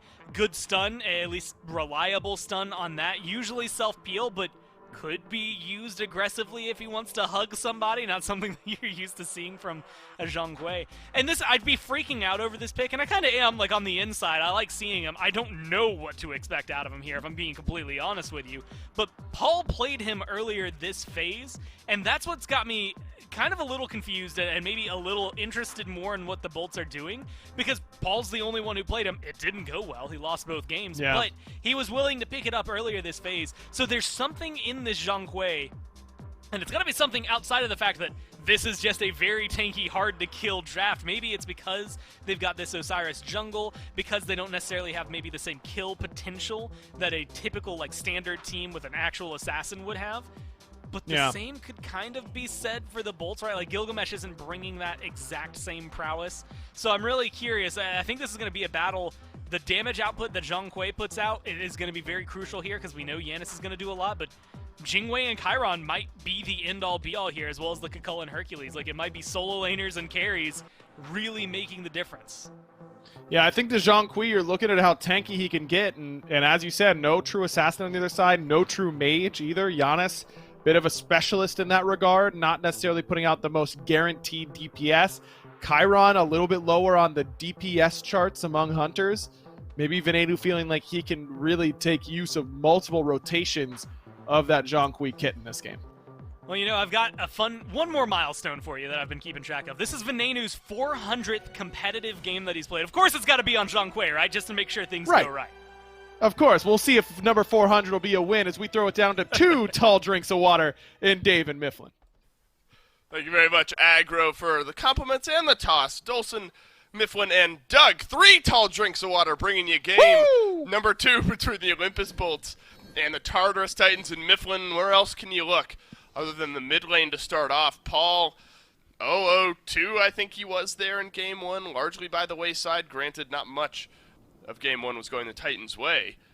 But the Bolts with a chance to win the set in 2 will bring out the Zhonghui. And the Zhonghui fits this draft incredibly well. The Bolts are, well, they're frontline heavy. Let's go ahead and word it that way. Lasbra, Haddix, Jake, and Ben all going to be holding down the W key completely on their own, which is why Barracuda goes towards such a safe pick, rather like Jingwei. If he is left on his own island, well, Airstrike is a pretty phenomenal tool to make sure that you're able to remain safe and buy some time for the rest of your team to peel backward. But I think Aggro had the correct read. This is going to be very long fights for both teams. Neither squad really has the ability to burst like we're used to seeing, and instead, it's just going to be about who picks their battles a little bit wiser, who has the more consistent damage, and which team's going to have more sustain. Right now, the Bolt's going to have a slight advantage insofar as that through this Umoja. Right, plenty of sustain for the Bolts, and you're going to get Venenu. He started Vampiric Shroud here, so he'll have some lifesteal, although rarely see a Zhonghui go a build that doesn't include a hefty amount of lifesteal in there. Maybe Mifflin, why you see a slight starter item pivot here. Benji has gone Tainted Steel for the first, for his starter item there. It was Bluestone Pendant in game number 1. So maybe enough sustained threat on the Bolts that forces the change here for Benji on the Kokala. And that early anti-heal from Tainted Steel, as well as the anti-heal coming from the Barbed Spear, could make Haddix an early gank target. Pretty easy to lock down a Hercules if you do have enough anti-heal to deal with him, especially with the consistent slows coming through from Scary D. If he does decide to rotate over there, wouldn't be overly surprised if he does decide to allocate his presence into the soul lane, because Scary really doesn't have great options for getting. Whoa! He body blocked him! He body blocked him! He did it! Oh, Haddix! What a knockback! The body block, the taunt! Oh, Mifflin, I owe you $10. You weaved it in there. Perfect timing. 2 minutes into the game, Haddix with the solo kill, and that was a lane, Miff, that had no action. Zero, none for the first, like, 15 minutes of the game in game 1. Man, Haddix, from 0 to 100 pretty quick there. I was rambling on about some, like, meta stuff or how team fights are going to go in 20 minutes. Haddix said, keep your eyes up and peeled, because you got to pay attention to every single second of a Smite game. First blood goes the way of the soul laner. Haddix off to a phenomenal start, and all of a sudden, all that talking of Scary D ganking soul lane, yeah, well, it's going to be a little bit harder because Haddix has got a pretty nice lead. Wow, and Awesome Jake is level 2. I mean, he's already rotated out of the duo lane. That, of course, means the Titans will have the 2v1 chance on the purple buff, and it'll be an invade from the Titans there. We get to look back here, Mifflin. A lot of body blocking helping out Haddix here on the kill. Man, that was an interesting push. Seems like he just missed. Did Benji, just hits the wave there. Tough situation, body blocked into the tower. Nice push. That is it's a pretty clean play from the young soul laner on the side of the Bolts rookie inside the SPL, but making it look incredibly easy. Well, that's about as cut and dry as it gets, isn't it? As Awesome Jake goes through the portal here. He'll riptide himself away, sidesteps the through space and time. Oh, but it's a big stun on the back end, and Jake survives in the 3v1. The sly sidestep to avoid the damage. Scary D nearly dies in the meantime. Awesome Jake feels like maybe he can do no wrong here. Scary D's got to be careful. The red buff swinging away at him there, but he'll survive, no problem. But can't do your back camps, you're too low. I thought for a second he was going to go in for it, and he does.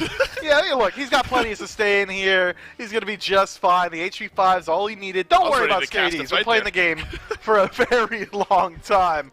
Look, the only thing we need to concern ourselves with going into the future here is the pacing of this match. If you're a Tartarus Titans fan, you're really expecting Scary D to hold the torch throughout the early. You need him making his presence known, alleviate some of this pressure that the Bolts have already established for themselves.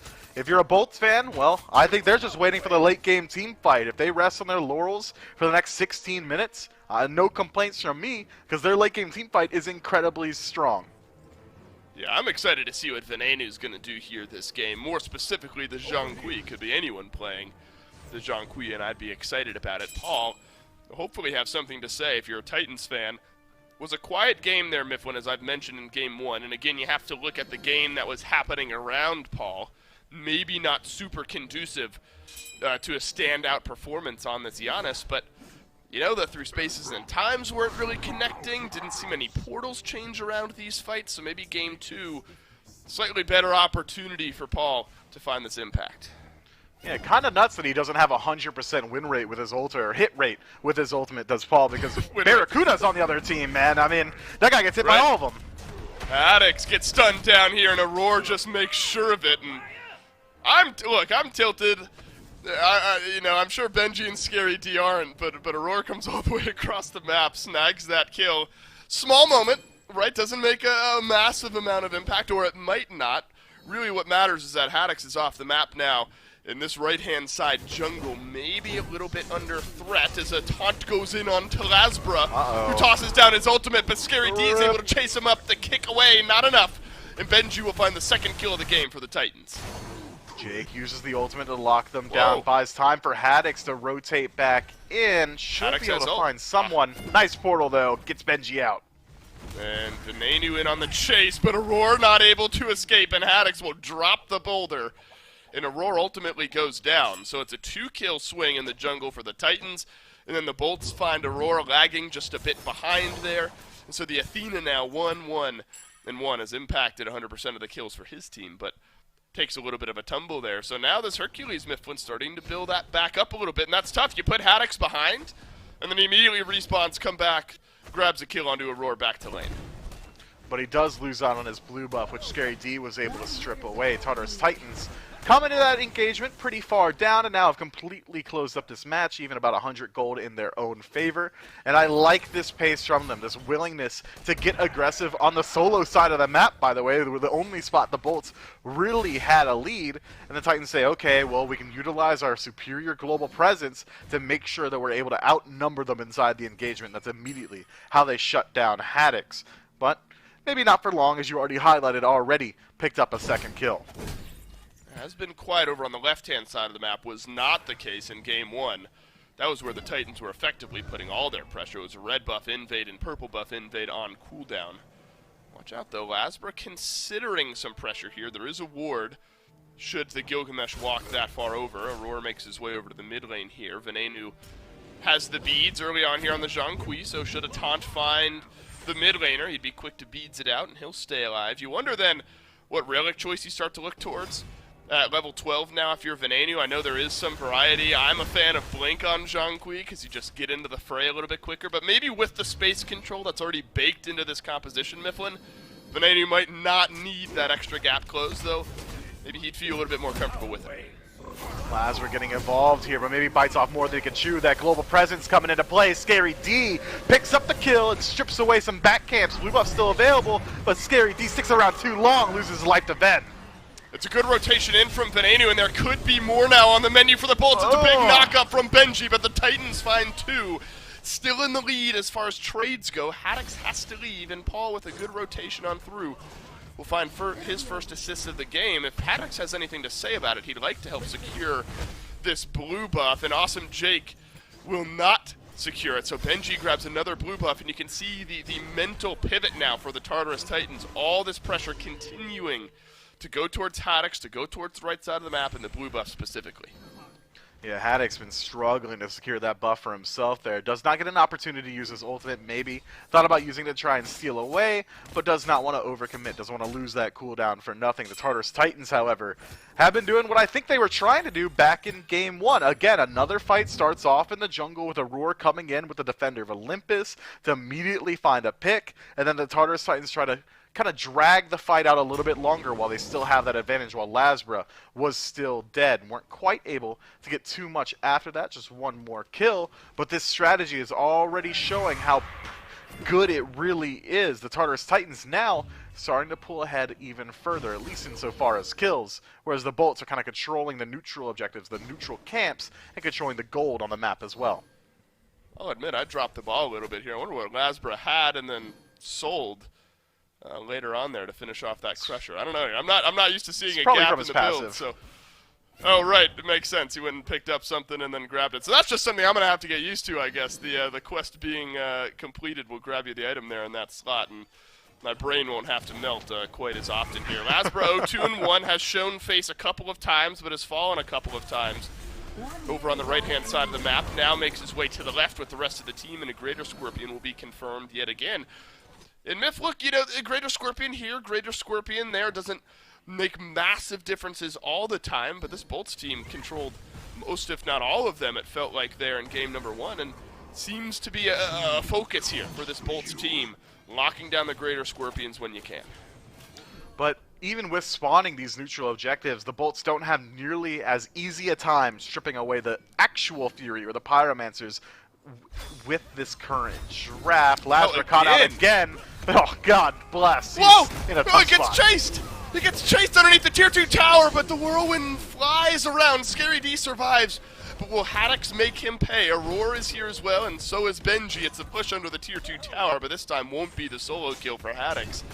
And Lasbro has just not been able to live on the right-hand side of the map here. The Titans, yet again, on cooldown, will invade over to the blue buff, but in reply, the Bolts start up the Gold Fury for themselves. This one is known. Cyclone Spin has a ward down over on this Gold Fury, so a chance for a steal, and will not get it.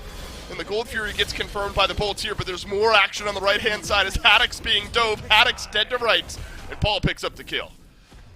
Is he really trying to solo the Pyromancer right now? Scary D pulls it for his team, buys the time for them to rotate through, but the Bolts should know that this is happening, and already Jake starts the rotation. Lasbro gonna be the first one in, finds the jump in. Can they get out alive? That's the key for this Pyromancer being worth it. Slow. Gets slowed down, sidestepped on the stun, but Venenu rotates in and grabs a free kill there on the Jean-Qui. 1-0 now for Ven. Ultimately, maybe feeling somewhat worth it still there, going. but the chase continues. We are back by the speed buff here. Venenu and Lasbro still feeling confident. They are maybe seeing if someone sticks around a little bit too long, knowing that Scary D, Gold grab. as a jungler, cannot leave behind a speed buff, so they try and pick him out, but Decent Peel is able to make sure they secure their own buff and get out there alive. And yeah, I think the graphs tell a better story than we ever could, man. This has been a contentious match, just back and forth throughout the map. Tartarus Titans finding a pick, Bolts finding a return kill, and it's all been around exactly what you see on the screen right now. This solo lane has been the emphasis of this match so far, but it should start to slow down a little bit. Both of these guys in the solo starting to get a little bit of tankiness under their belt. Breastplate of Valor and Winged Blade for Haddix, that utility going to make it so hard to kill him. And Steel Mail Stonagaya for Benji. That dude's essentially unkillable as well. And Benji's got a 2-level lead, so that definitely feels great. And it'd be almost incorrect if Benji didn't have a 2-level lead, given the way that this game has gone. All of the pressure pushing against Haddix around these blue buffs, but the Olympus Bolts read it this time, and Haddix is able to pick up a kill in reply. Aurora will drop on down on the Athena. Lasbro being chased over towards the mid lane. Looks like Benji will grab himself a kill. Oh, but the sidesteps are through. But there's just way too much from the Titans for Lasbro to survive. Big stagger on the backside. Space and time somehow misses everyone, but gives Benji a way out. And he takes it immediately, says, all right, I'm going to take all the portals and then start my back. They can chase me if they want, but they will not get here in time. Ben, though, looks for the fight in mid. Jean-Qui can do this. He can fight in between a few members of the enemy team. Takes a little bit too much damage, but Barracuda arrives. And as that happens, Paul chooses he wants no more. Not enough mana, not enough left in the kit of this Giannis to fight any further, and the Bolts will go scouting for more. It's the Greater Scorpion, but look, Mythwin, this has been a very, very quiet duo lane, and quietly Cyclone Spin has pulled himself 2 levels ahead. Yeah, wondering how that happened. There's been so little emphasis over there. We really haven't had a great look at it, but Cyclone Spin does establish himself a very nice lead, and going for that newer build that comes about with the most recent patch, Transcendence immediately into Aussie. He's at a pretty decent power spike right now. Should be able to fight into Barracuda pretty consistently going forward, as long as Barracuda doesn't get too lucky with those Wind Demon crits. But for now, neither team really throwing any emphasis towards this duo lane again. We got a little peek at Barra and Cyclone for a moment there. I think it might be a couple more minutes until we see him again. All right, and we wondered where Crit would lie after these last couple of updates. And Barracuda still feeling like for Jingwei, we know there's plenty of synergy with Crit in the kit with Jingwei, so maybe still good enough to warrant a build path in that direction. So something standard we saw early on in Season 8 was Devos into Wind Demon, usually an Executioner and then a couple extra crit items on the end. We'll see if that's the direction Barracuda continues to go. We also had some curiosity what direction this Zhang Kui might go. Charon's Coin, still very popular. Into the Power Boots and then Soul Gem on the end there, Mifflin. So a little extra burst, a little extra heal for the Zhang Kui. Normally you'd expect Zhang Kui to go for a slightly more survivability. I associate the Warlock staff with this guy, or even an Ethereal staff, or something along those lines, just so he can stick around in these engagements a little bit longer, but instead, it is a much more damage-centric build from Ven, who is looking to use that ultimate, get all of his damage off, and if he dies, well, so be it. That's kind of the way the Zhang Kui ball rolls going forward. So keep your eyes on him and whether or not he's able to close gap onto these priority targets going forward. We were talking about that second relic and whether or not he'd look for the blink for engage instead. Oh, man. He elects to pick up the Aegis. That's where he's going to get his survivability. Maybe not from defense, but from relics instead. I say, oh man, because Blink Zhang Kui is just so fun to watch. But mentioned earlier, maybe feeling comfortable enough with the lockdown and the control that the Bolts draft has already, to the point where Venenu's going to be able to walk into a lot of these fights. Anti-heal was an early topic of conversation. Benji with the Tainted Steel, and now a Toxic Blade picked up for Scary D on this Osiris. Between the two junglers, 6 deaths across the board. 0-4 for Lasbra so far. He's got himself 3 assists on the game, but Scary D a little bit more effective in the kill department. 2-2-2 so far on the Osiris. The Stone Cutting Sword has done some work so far up to this point. Granted, a lot of that happening on the right-hand side, both the dying from Lasbra and the killing from Scary D. Mifflin, both teams starting to position themselves around this. Primal Fury could be the first 5v5 of the game. And let the record show, Lazarus KD is not indicative of his presence in this match. My man has been completely targeted on the for the last side, 16 minutes. Yeah, I mean, look, all of his deaths have been to Athena ult, Yanis ult, and Scary D's ult as well. He is absorbing a lot of cooldowns every single time he dies, and has not really dissuaded him from going towards a tankier build. Instead, still sticking to his guns, sticking to that more assassin-style play style. Aaron Diet picked up, as well as Crusher. I mean, he's going to chunk, but so far, as far down as he's been, he hasn't really fallen behind in XP. I think Lazarus doing a great job. He absolutely has. Right, I was more highlighting the deaths as a spotlight on the tough sledding that's been happening around that blue buff, but you're absolutely correct. The fact that Lasbra at 0-4 is the same level as his counterpart that's at 2-2.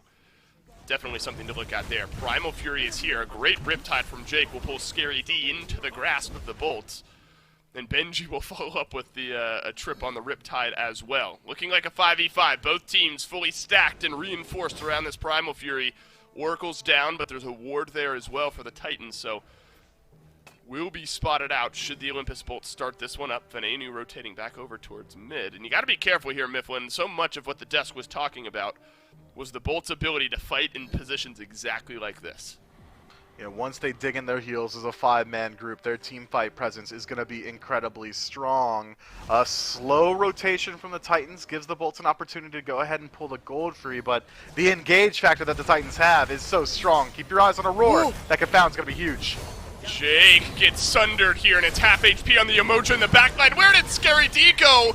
He evaporates off the map as Venenu waltzes forward on the Zhang Kui, and the Titans locked into the corridor, attempting to escape as Barracuda goes up and over thanks to the airstrike, but loses a lot of his HP on the back end. Barra has to leave. Might be an opening for the Titans. Could be, but Paul's low, Aurora's low as well. Benji can't work his way in nearly as easily either. The Bolts, look, they found their pick. They have sustained. Back up to the Gold Fury. Try again if the Titans step up. Let's see what the Titans' reply is. Only Aurora with the ultimate. That's not going to do you any favors around this Primal Fury, and as such, the answer is then to go on over towards the Pyromancer, and the final ultimate in the suite of the Titans will get used as Aurora joins the rest of his teammates on the right. Somewhat slowly. There is a steal potential here. Paul has no mana. Up and over goes Lasbra, and the Titans secure the Pyro, but it's a double stun on the back end from Lasbra, a double taunt from Aurora, will all but secure the escape as awesome Jake attempts to remedy it. Almost for the Bolts, almost able to close in and find a pick there, but not quite enough damage, and phenomenal CC from Aurora is able to stop that aggression in its tracks. We thought for maybe a second Lazar would have been able to steal with the hero's advance, but not quite enough damage from it. But at least a blue buff invade attempt is repulsed. Titans able to secure that one yet again. Phenomenal play to mitigate loss there, but at the end of the day, the Bolts do come out ahead, able to take away not only the kills, but also a Gold Fury. Well, look, so much of the kill pressure, as we've mentioned, has been around that blue buff. Benji has participated in all 7 of the kills that the Titans have had, as well as Aurora. And even still, it felt like the momentum has been with the Bolts here this game, but with that skirmish where you get a Fury and a couple kills, hold up. Bolts just even up the gold here. This will be a big swing in this game. Fire Giant started up by the Tartarus Titans. Benji in behind as the River's Rebuke will split out this engagement. FG is pulled off of, and it's a double taunt in by Aurora this time. Oh, big knockback from the Riptide, but maybe that's where the Bolts wanted to go, and Lasbro What's going on? grabs the opening kill in this fight. Awesome Jake eats the damage from Paul, and Lasbro will survive. Benji is in on the chase, and Cyclone Spin surging forward. Venenu is low here. The sustain enough for the time being, but Barracuda's found one. Aurora flurrying off to the side. Won't get the damage onto Lasbro, who comes back in and gets another kill. He does. Benji sees if maybe he can clean that one up, but Lasbro over the wall, able to escape that one easily. Paul, still alive, can drop a portal, but maybe too soon. Pulled back in by Haddix. Mifflin, what is going on here? This is chaos. 4 down for the Titans, 2 down for the Bolts. And the health bars minuscule just moments ago. The Titans probably feeling like that was their fight to lose. Is a teleport channeled here. The blue there got me confused. I was worried that Barracuda might get caught out, but the numbers advantage for the Olympus Bolts will be enough to start up this FG. Paul does not have the through space in time, but will start to move over towards that side of the map. It's going to get used, but there's not enough damage to be done there. I wish, but the Bolts have great control around the objective. They do. Scary D starting to work his way forward. Olympus is being defended, but that's just, Winds of Shamash. Sandstorm gets dropped, and that should be able to zone it out. Fire Whoa! Giant Who got it? Who got it? Who got it? The Titans got it! What in the world just happened? Nobody was close by. Unstable vortex from Paul, but the fight on the back end is won by the Olympus Bolts. Aurora falls. Paul is just going to grab some farm here. You're going to need a miracle portal, my friend. Your through space and time is down, and the chase is on, but Paul with the big play to keep the Titans in the game. Man, Paul just brings them back from the brink there. Had the Bolts been able to strip away that Fire Giant, there's so much neutral gold left on the map inside of these towers that they would have pulled themselves into the lead so far ahead. But now the Tartarus Titans with Fire Giant on 3 are going to have a much easier time looking for these defenses. The Bolts, though, not one to rest on their laurels, do lose out on the objective, but can at least make use of the map state to strip away a tier 2. What an absolutely nutty sequence of fights we've seen in the last 4 or 5 minutes. Just color explosions on these screens, man. It's so hard to keep track of. Props to you, Dave, for being able to cast it. I missed it. What happened here? I thought he was so far away. This had to have been near max range. Oh my goodness. He just walks in and steals it away as Paul will use the unstable vortex, grab the FG. And Mifflin, you know what happens there. Here's a breakdown. Paul sends the through space and time on in earlier, and it tickles just a little bit of damage, and that throws off the Bolts enough that they thought the FG had a little bit more health, but it didn't. And that's when Paul was able just to walk in, I guess, and steal it away. I'm kidding, of course. It was a miracle play there from Paul, but he'll call it skill. And the Tartarus Titans have now stabilized this game. You're talking 5 members strong with the FG for the Bolts. And now this game feels like it may have stalled out. Look, from that clip, we'll give some props to Paul for having the wherewithal to even attempt it, but gotta talk about John Salter there, man. Just fumbles the secure a little bit with the airstrike. Right. A little bit too early, doesn't get it for himself. Could have just been a couple of auto attacks. Man's got Wind Demon and Deathbringer. Could think that maybe a crit does a little bit more damage there, but instead tries to get it with the ultimate and fails, unfortunately for his team. Gold but Fury. Still in this match 100%, and Gold Fury looks like it's going to go the way of the Chaos team. Can the Titans do it again? Can they steal an objective that the Bolts started up? Reset. Instead, we will Jake? fight. And a through space and time flies on in. This one collapses onto Jake, but look at the healing, look at the survivability, and look at the pullback as Aurora is brought into the awaiting arms of the Olympus Bolts. It's an up and over from Lasbro, but Cyclone Spin kites backwards, grabs a big one. Lasbro down for the 5th time this game. Benji now starting to work his way back forward. The Titans with a numbers advantage want to take this fight yet again. Paul Steps through the portal, sees nothing there, backs up, goes for the neutral objective. Tartarus Titans able to pick up the Gold Fury for themselves, and the Bolts, for all their efforts, now on the retreat.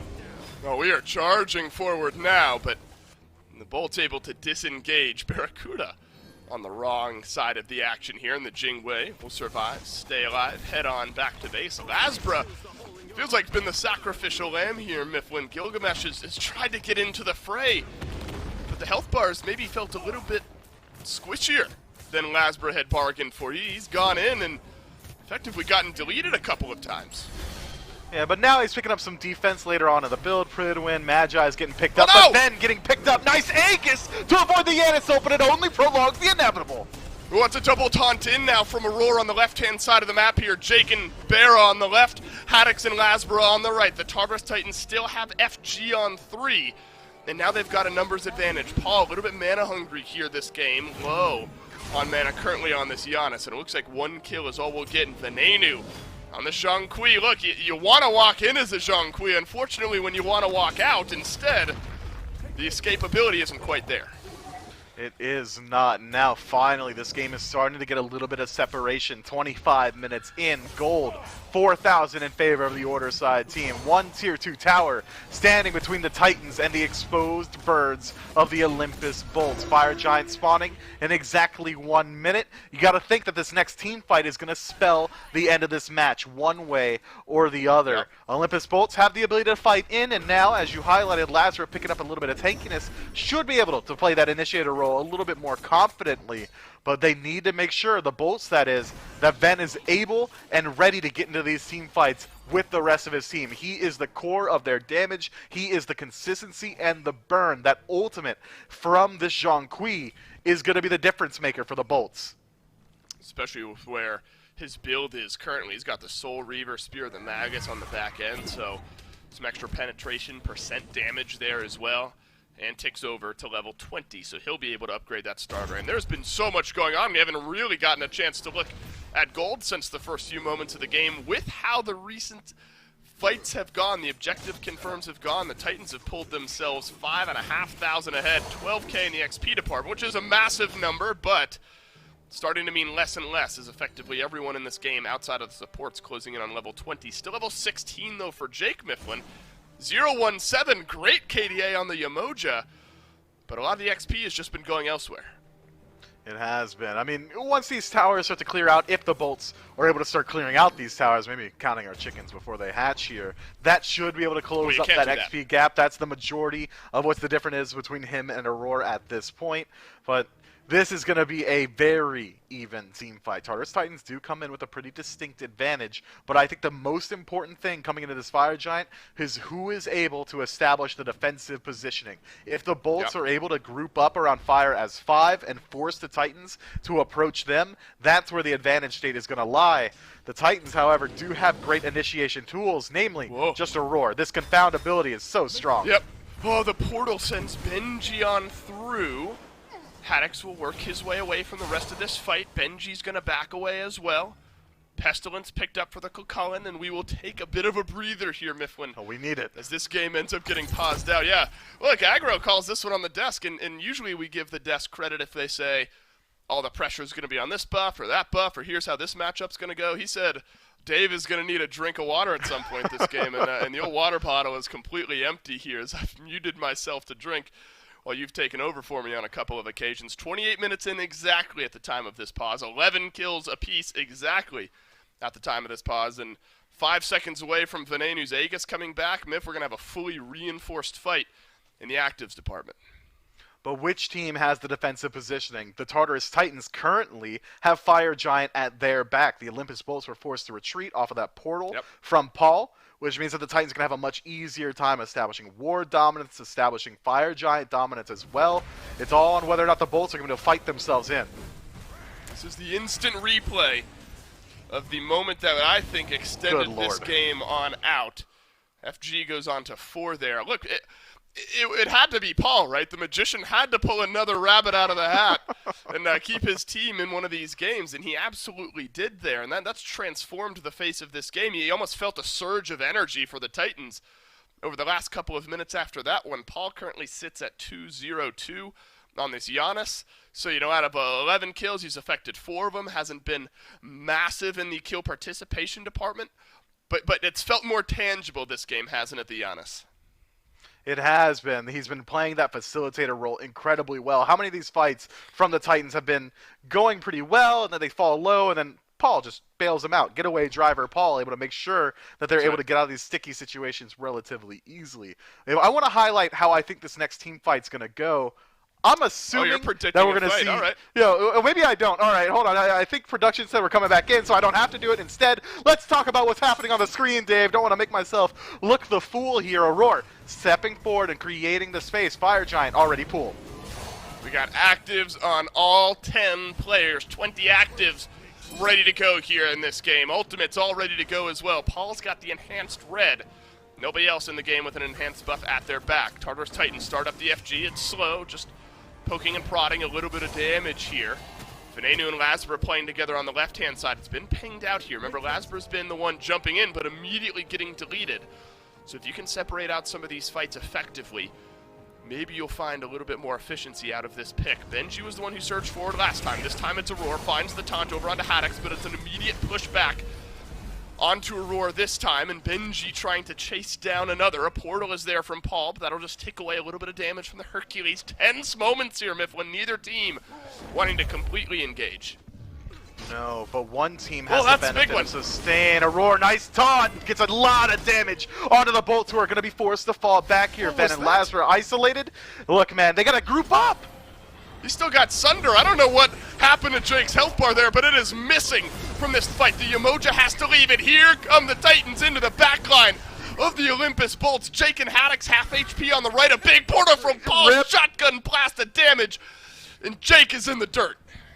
Man, Paul has been allowed to use this portal aggressively, 4 times so far inside this engagement? That is going to spell disaster for the Bolts every single time. Paul should not be allowed to use his first ability like that, but Lazra working his way in. Hey, man, you're on some wards. They know about it. The Tartarus Titans on the chase. Lazra has to leave here. You've delayed the FG. Maybe that's what's important here, is Lazra is going to be in between 5 members of the Tartarus Titans. Another kill. On over to the blue side, the Olympus Bolts will back away, and you have to imagine that this is an FG call. Maybe there's a chance here for some type of steal, but it's less automatic, Mifflin. The Bolts have drafted themselves a composition that wants to get in your face. That includes having to steal away this objective.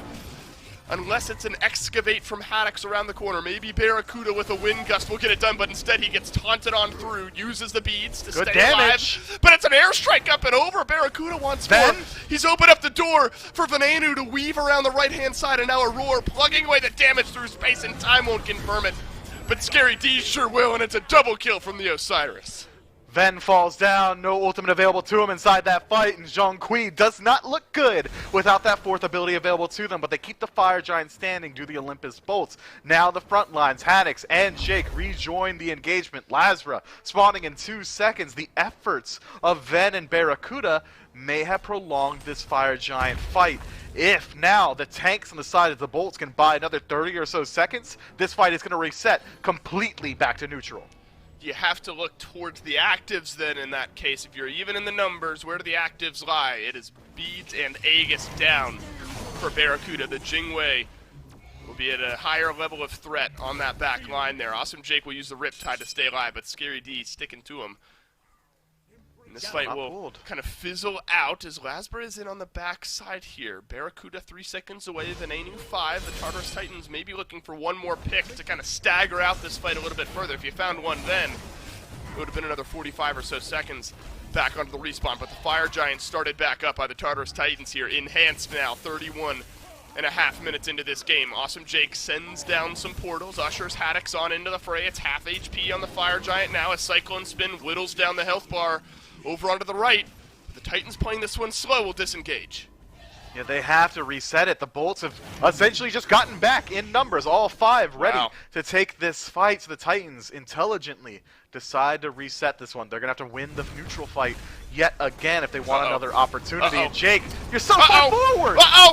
On to Jake, but Jake stays alive, but not for long. Cyclone Spin finds the damage, and now the Titans collapse on in, but Aurora, he's getting worked down as well. Could it be support for support? Not just yet. Aurora stays alive, but hi-rez does end up finding the kill deep in the backline. Venenu, Lasbra, Barracuda, all low HP. The Titans clean up the sweep here. hi-rez, the last one alive. Scary D won't even die, and it looks like the Tartarus Titans will take game 2.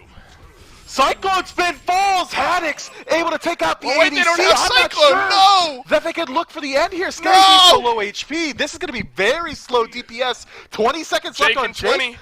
Yeah, it's just Phoenix. There's no way the Titans could go for the end here. Wow, I might have called it way too soon. If Cyclone stays alive there, you're looking at a game over, but the Tartarus Titans lose their hunter. Scary D will split out on the left-hand side. It looks like left and middle Phoenix is the call here.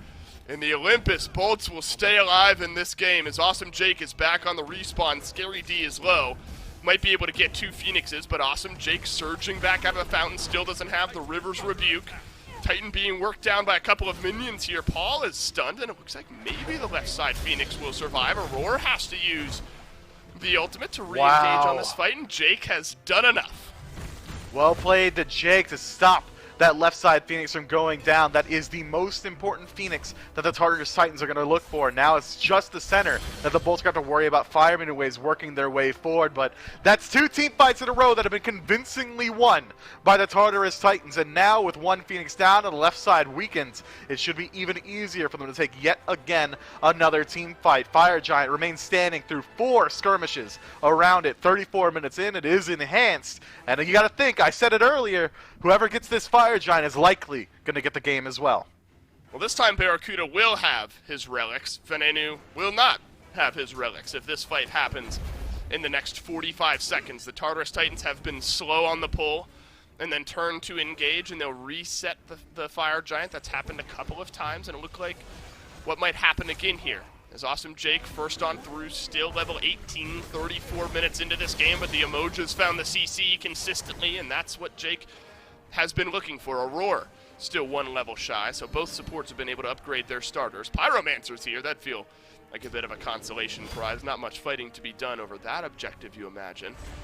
Venenu 15 seconds away from those beads. You'd like to have him, but it looks like he won't get a chance. The front line is melted. hi-rez has to leave, but it's a River's Rebuke from Jake on the re-engage. Cyclone Spin, he's not losing any HP, but now half of it is gone, and it's Venenu who walks on in. Lasbra finishes off the kill. Now Benji trying to pick something back up. Ben not been allowed to back, sticks around inside the engagement. Low health. Paul picks up Lasbra. Benji picks up Ben. Oh, hi-rez goes down as well. It's a double kill. I'm not calling this one till it's done, but the curtains may be shutting. Barracuda, he could go big here. He's found the first on the Scary D. He'll kite away. Awesome Jake, he'll die here to Paul, who is unstoppable in this game. It's Barracuda against the world for the next 45 seconds, and the Jingwei is on the wrong side of the map. Fire minions walk down the mid lane. And it's a bit of a chase here as Aurora will just keep Barracuda from going back. Paul and Benji go down in towards the Titan. You don't have your ADC, but you have Paul, and you have Benji as well. The Fire Minions get worked on down. Barracuda is held in place by Aurora. The damage might be there to get this kill, but it's half HP on the Titan through space, and time does not connect over onto Barracuda, who waltzes back in towards the Titan here. Paul kiting away from the big objective. But the juggling is there, and of course Paul finishes it that way. 36 minutes in, we're headed to a game 3. Man, Paul essentially just straps a train to his back and drags it through the tracks, man. This Yanis play has been absolutely phenomenal from the Tartarus Titans mid laner. Look, it's clear to me on the side of the Bolts how they need to adjust the P's and B's. Go ahead and ban out that Yanis, man. You cannot have Paul get a repeat performance. That dude was doing it all. And it's what, 23 or 24 minutes into that game when Paul steals the FG, and that slams the brake. The E-brake is pulled, and we're spinning around the corner headed back the other direction when Paul grabs the objective steal. It's the day of game 3s, I suppose. We got another one on the menu for you right after this break.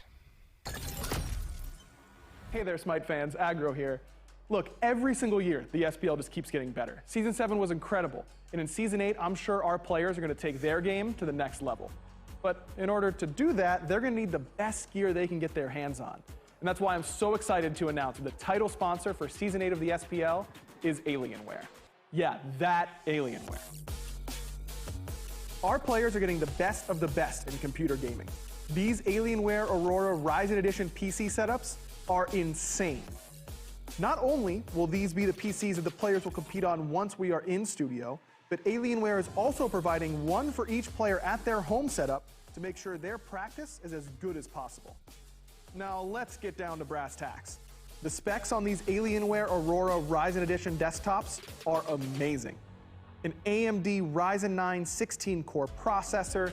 That's a lot of cores. That's plenty of processing power. Plenty of cores. If you want to stream, this is the way to go. I know a lot about my cores, so. I mean, Pilates, right? 64 gigabytes of DDR4 RAM. What? Is that true? That is true. I mean, this thing has 64 gigs of DDR4 RAM. Which you can do literally anything with. Literally anything. I've never had more than 16 gigs. That's quadruple the amount I have at home. And one of the hottest commodities in the PC world, an NVIDIA GeForce 3090 graphics card. Insane how much better this is than what I have. The best graphics you really need, Ultra, of course. Content's gonna look good. And what's the point of all the power if you can't see it? Players will also be using the Alienware 25-inch 240 Hz monitors. Man, when I load into scrims with this bad boy, I'm gonna feed so hard. And it's gonna be in perfect picture quality. We are so excited to be partnering with Alienware for Season 8 of the SMITE Pro League. And the best part is, this VIP treatment, it's not just for the pros. You too can get the best possible SMITE experience. Just go to smitegame.com/Alienware and use code SMITEAW to get special discounts on some of Alienware's best products. Thanks again to Alienware. Make sure you're following them on Twitter and Instagram. That's at Alienware on both platforms.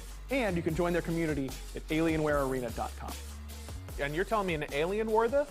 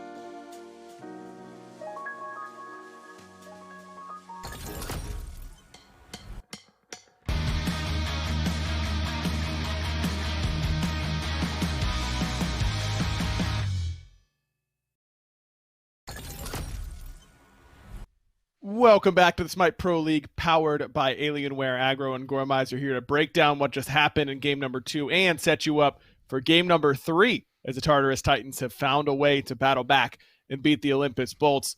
Gore, the fellas on the cast, were talking at the very end about this Giannis pick for Paul, and for good reason. He was undying yet again and stole away the Fire Giant, which opened up the door for the comeback to occur. God, I almost forgot that happened in that game. There was so much that went on and so many back and forth, so many fights that occurred. And that really does feel like it was the nail in the coffin, right? Not necessarily well, maybe not the nail in the coffin. The beginning of the end is the better term for it, right? A lot of things are going right for the Bolts up to that point. It feels like if they get that Fire Giant, they get a lot of control. And they still slowed down the Titans afterward, but because the Titans were the ones that picked up that Fire Giant, that really walked things forward for him. And it's this right here, I believe, where Paul just kind of walked into it. Yeah, not even, I think, expecting to pick that one up. Kind of no scopes it, throws that out haphazardly.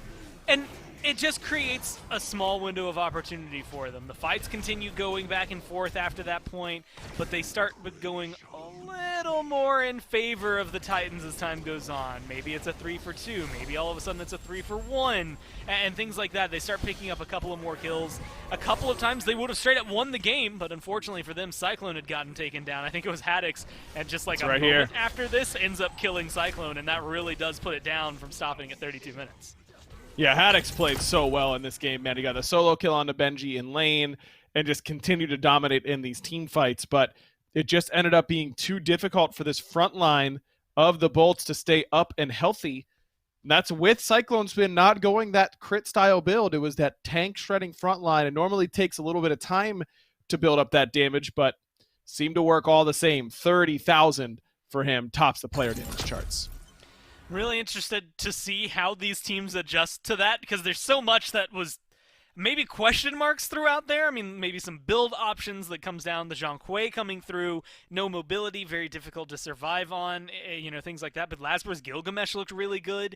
I think there's a lot of really fun things that happened in that game, and I don't know what you start to dissect. But I do agree, I think everyone's kind of touched on this at one point. The Raijin ban that has been there for the Bolts 2 games in a row feels like it probably needs to be replaced with a Giannis ban to try and control. Maybe the Ymir could be replaced with a Giannis ban just to try and lock down a little bit more of what Paul's going to be bringing. Yeah, I think we're at that point now. If you're the Bolts, you want to take that out of Paul's hands. So we go into picks and bans for game number 3, a big one. If the Bolts win this and they maintain that 4th seed, and this would be a tie, I believe, for 4th, 5th between the Bolts and the Titans, should the Titans complete the 2-0 comeback, as the Bolts are now in a position to be in that first pick slot. They have the option of going to things like that Athena, because it's been Titans in that first pick slot so far, but they prioritize the Cullen for Benji each time. A lot of pressure on them. This is also the first time the Bolts have been first pick. Cullen was first pick, as you had mentioned. Athena was top priority, at least in game 1. But the Giannis has come through 2 games in a row. I think that's what they're trying to consider, maybe. I mean, Vin isn't bad at Giannis. There's a chance you could try to scoop it up, but you're talking first pick potential, things with, you know, Yamoja, your Gilgameshes, Athena's available. Like, do you really pick Giannis to strip it away from someone? Not necessarily because Vin is great with it, but to try and control it. I'm starting to think that there's going to be maybe a couple more mid-lane specific bans that are coming through from the Bolts to try and open up, Serket, King Arthur, Sobek, Tiamat, Raijin, Ymir. Those have been like the typical bans. So any of those opening up would give the Bolts a pretty easy first pick. I think this Raijin ban makes the least sense to lead with, though. I mean, we don't talk that often about where in the bans you ban a god, but that does end up mattering a lot. I'm sure the Titans were thinking the same thing we were, that it's most likely they switch out that Raijin for the Giannis ban. If you're in the first pick position and you stick with just banning this Raijin right away with your first pick, or first ban, this changes the way that the Titans can go with their bans. Looks to me like the Bolts might be trying to angle towards opening up that Tiamat, as they are in the first pick now, and that means that the Titans are going to ban it. So in some ways, the Bolts have gained a ban, and they will use it on the Athena. Still leaves some interesting things open. Gilgamesh is the one I'm curious of the Titans, how they feel about it. Lazarus had, even in a losing performance there, still had a pretty good game on it that came through for him. King Arthur has been banned out a lot. Sobek's been out a lot. Both, or at least the Sobek, a very big pick for Jake. King Arthur, a very big pick for Haddix. Although he's looked good on Hercules 2 games in a row, I'm sure he'd be happy to go back to that. There's a lot of questioning, I think, and pressure on the Bolts where they want to go with this, because this is like that weird theory crafting, right? If there is one god after picks and or after the bans, I should say, at the very beginning, that is open and they just happen to be like the best of the rest, then that's an easy first pick, and then it doesn't feel as good. But if there's 3, 4 gods, like, then you get 1, the Titans get 2, right? And I think that's the position the Bolts are in now. No matter who you pick, there's a lot of good openings up for the Titan. And I think that they're going to be pretty happy with pretty much anything they can scoop up here. It's Ymir this time around for the Bolts. This is the first time he's been let open in this set, and Jake wastes no time going to him. I was going to say, Chiron feels like a pretty volatile matchup. Of course, you can wall him off, but freeze so good because it's such a long CC on frontliners. Chiron, of course, can cleanse that away. Wonder about this King Arthur. That's the other pick that's been banned pretty consistently. Are the Titans going to prioritize that Cucullin for Benji like they have, or are they going to switch it up to that King Arthur? I don't think that Haddix is that pressed either way. Part of me is thinking that maybe you drop the Chiron, which they're not going to, and trade it out for King Arthur Yanis there? I don't know. Okay, they go Chiron Cucullin, so they've been banning this King Arthur, maybe something they wanted to keep away from Haddix more than they wanted to pick it up for themselves. Now the question, I mean, if Chiron wasn't taken up, I'd go Chiron Soul here for the Bolts, but Soul was banned away from them. I think a Bara option seems maybe higher up. That Jingwei was all right, so maybe it's not necessarily the end-all be-all for them. That's kind of where things are falling for me. I'm trying to think of where the priority would be for the Bolts in my mind. King Arthur seems like a good one. You don't want him to get banned through. What else has been banned? Morrigan Soul. They already have Ymir, so they don't have to worry about anything else getting banned away, and they are going to go for that Yanis. I like that pick just to scoop it away from Heroin, but Heroin here going away from Paul? Hey, that's how like ingrained that Hurry. is in my brain, by the way. Yep. He's looked as good as Hurry, that's for sure. He's been looking very strong on it. I think you're right to make that comparison, as the Morrigan is the pickup now for Paul with that Giannis banned away. Now he still gets access to playing some Giannis gameplay on his side. We'll see if that's his transformation of choice. We saw this Chiron Morrigan combo for the Leviathans earlier on today, and Shinto was using that as a Chiron transformation the vast majority of the time. So we'll see if that's the direction he wants to go. It's Heimdall and Raven are the first 2 bans between the Titans and the Bolts here, and it's going to be the Chernobog as well. So Soul is open for the Bolts if they so choose, but last time they paired it with that Soul, now you'd have a Giannis, or with the Chiron in the mid lane, excuse me. Giannis in that mid lane is going to be a pretty different amount of damage output and consistent damage. Wonder if the Bolts might shy away from it for that reason, as Raven and Kamazats are the final 2 bans here for the Bolts. That leaves open the support pick. It's going to be the Fafnir. I was surprised that we haven't seen Fafnir up until this point. Faf looked really, really good yesterday as we bring Goremizer back in. Gore, I think that the Fafnir stock is rising. You should buy if you're looking for a new Guardian that could potentially dominate. I mean, think about what he can bring, right? He's got specifically just the fact that he can enhance other people. I think you can ignore a lot of everything else in his kit, but when you ult and then you are able to just coerce your entire team, I mean, honestly, I'm thinking of combos like you throw that in with like something like a Merlin. The burn capabilities that it brings are insane. But here with a Morrigan, a Cucullin, a Chiron, well, specifically Morrigan and Cucullin, or Morrigan and Chiron, I should say, it's a lot of damage that's going to be on the board. Early game, I think that's going to be a lot of control. Walls are good, but Jingwei Ymir doesn't seem to have quite the same, I want to say, fight potential. Jingwei specifically. Ymir can fight early on, but where's the follow-up going to be? Versus Fafnir Chiron, that feels like it could really find some kills. This Fenrir-Chiron matchup is an interesting one, Gore, because it's kind of a counter both ways. In the early game, I think Fenrir hard counters Chiron because Brutalize just one-shots him, and there's nothing that he can do about it. But in the later stages of the game, where Fenrir's often picking up frontliners with Ragnarok, Chiron Cleanse hard counters that. So that's a matchup that you got to watch out for on both ends, as it's Nemesis, the final pick here for the Titans. Another pick that can be pretty vulnerable to that Fenrir if Retribution Shield is down. Fenrir just straight up wins. I mean, I'm still looking at it late game, though. King Arthur, Ymir. I think Fenrir, when he tries to go in, is going to suffer from that ultimate, plus the combo, right? I'm going to ult you, and then Fafnir's going to throw a Coerce onto Morgan, onto Chiron. You're dead. I mean, you're not going to make it through this engagement pretty easily, but that is late game. There's a lot of, like, hyper potential for that. There's a little more question marks, I think, around the potential for it early on. It's going to be a slow roll, I think, for the Titans, but if they can last, let's say, 15 to 20 minutes, this feels like a really, really good draft for them that's going to cause a lot of trouble for the Bolts at late game on. Man, I feel like this set has been so close. There have been so many close engagements, and both teams have really scraped by in their victories. Gore, who do you think is taking this Game 3? Man, that's such a hard decision. This Fenrir has been banned, though, 2 games in a row. I'm actually going to err on the side of Lasber here. I think the Bolts, they've had something up their sleeve, and now that they've got the pick, they can pull it through. Let's see if that happens. Bolts versus the Titans. Bolts looking to secure that 4th seed going into the group stages. One final game separates us from the group stages here in phase number 1, and for one final time today, Dolson, Mifflin, and Doug bringing you the action. Olympus Bolts versus Tartarus Titans, game number 3. And if we've got a lot of action that led up to this moment here. Close, I think, is the right word. It's not a very fancy word, but it's the right word that the desk used there to describe this set so far. A Fire Giant steal there from Paul in game 2 separates maybe a Bolts 2-0 from where we stand now here in game 3. And the Bolts in a position now to try to bounce back from that. Take this game 3. They'll give Awesome Jake something we know he can perform on in this Ymir.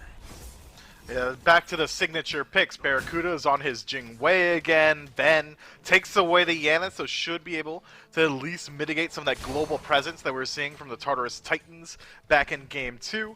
And Lazra, as Gore highlighted, on a pick that I think might be a sleeper hit for him. Going to have some sneaky good matchups into the Morrigan. That Brutalize, very good at removing that stealth, as it has that slight AoE once you use it. Or maybe if you want to, early solo lane ganks if Benji gets over aggressive.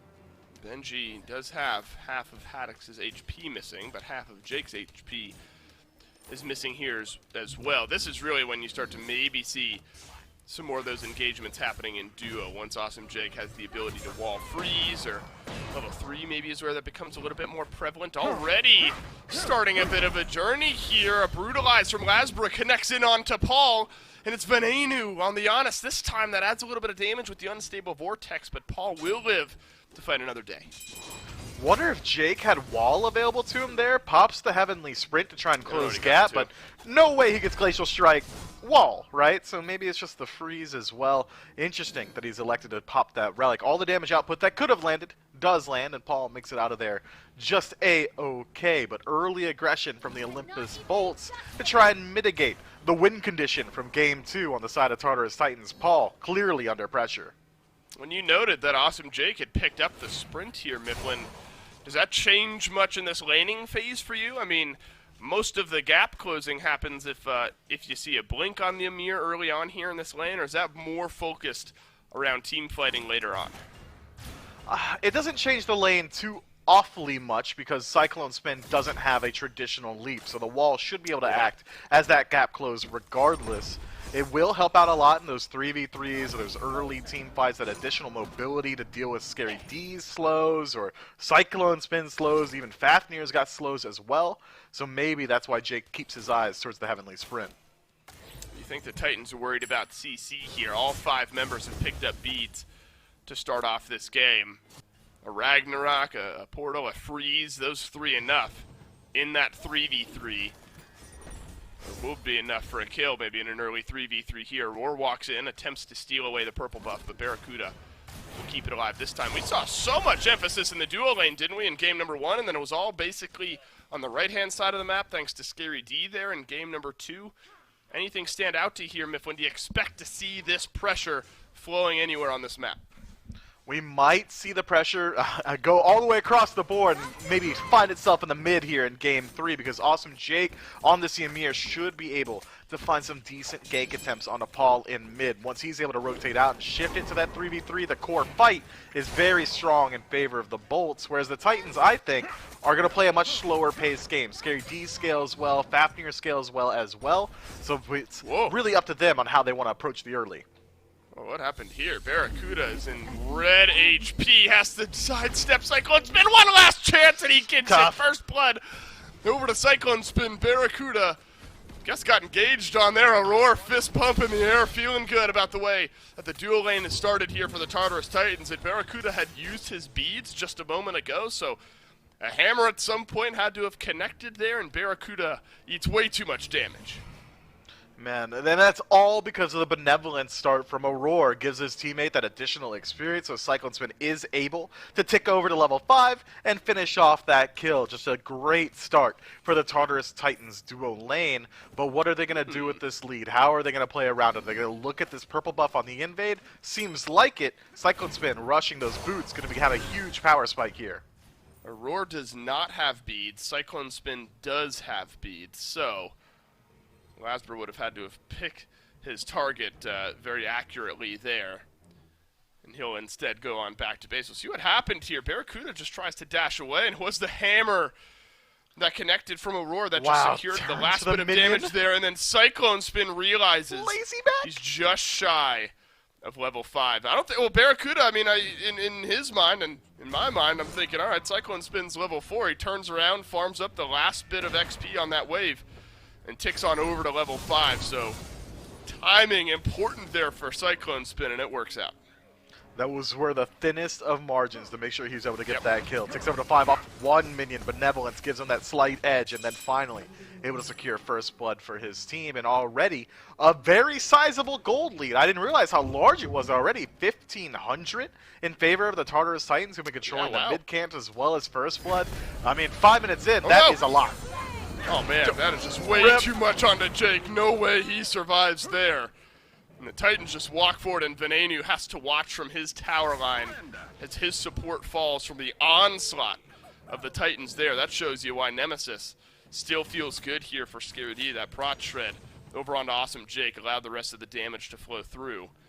And now the Tartarus Titans off to a great start here. It was already looking bad, Mifflin, as you had mentioned. 1.5k gold, 4 or 5 minutes into the game. Starts to grow now, starting to edge in closer to that 2,000 mark. Luckily for the Bolts, Haddock's on this King Arthur, nursing a 1-level lead, but the Bolts are not happy with that. Lasber jumps on in, uses the ultimate, but still somewhat squishy on this Fenrir, has to leave, and beads will get used there from Aurora in the mid lane, and Tartarus Titans stay alive. Yeah, the Titans wisely decide to pick up 5 Bs in their first relic slots because of Lasber's selection on the God of Ragnarok, but maybe the Olympus Bolts weren't privy to it themselves. Now, if Paul turns into Fenrir, well, it should be a free kill onto either Lasbra himself, who elected to pick up Blink, which is pretty interesting for a Fenrir. Don't really need that gap closed too often on that God, or a free kill onto Jake, who decides to pick up the Heavenly Sprint. That is a tough situation, and one that the Bolts are going to have to play very wisely around. Lasber likely going to be playing pretty passive until he gets that second relic available. What is happening here on the right-hand side of the map? This is going to be a 3 versus 3 and make it a 4 versus 3 if Paul makes it over here in time. Lasber with the brutalize, eats a hammer, then a roar strikes true. Awesome Jake able to find the first kill of the game here for the Bolts as Benji flies through a little bit more damage. But look at the rotation from Venenu through space and time has opened up the gap, and a beautiful wall from Jake will keep Aurora in place. And that's a good fight for the Olympus Bolts. Lasber goes down yet again, but a couple of assists on a couple of kills for the Bolts. Meanwhile, on the opposite side of the map, Cyclone Spin steals away a purple buff. Barracuda, 2 levels down, is forced to just watch, and that just kind of feels like how the dual lane's been going all day today. Both sets, one ADC falls behind, and it is a Chiron thing. It's an aggressive hunter thing. Chiron can do it, Onher can do it, Uhl can do it, and Cyclone Spin can certainly do it, and he is so far in this match. Tartarus Titans still benefiting from a pretty sizable lead here, and expect to see them keep that aggression up. But it's almost a complete inverse of what we saw in Game 2. The Bolts utilizing that global presence from Ven to make sure that these solo lane fights go their way. That's exactly the strategy that the Titans used back there in Game 2, now benefiting the Order side. Barracuda will need a little bit of time to scale into this game. We've seen a lot of changes around those Hunter items. Barracuda last game, the Devos into the Ninja Tabai, Wind Demon, Xe. Had a Deathbringer in there at some point. Sort of a hybrid of what we used to see. Maybe a Rage or something was also added in there, but kind of standard crit build there on the Jingwei.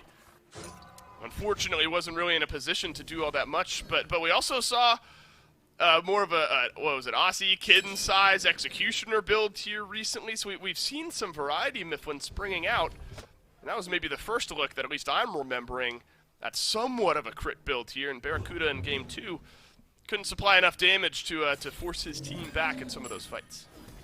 And it looks like Barracuda is going to go for the exact same build this time around. Jake eats the Retribution, but takes the Portal Ven, drops it for his boy, and should be able to get him out of there. And that's why he picks up the Heavenly Sprint, to deal with the slows coming through from Scary D. Had he not had that available, likely would have just fallen down.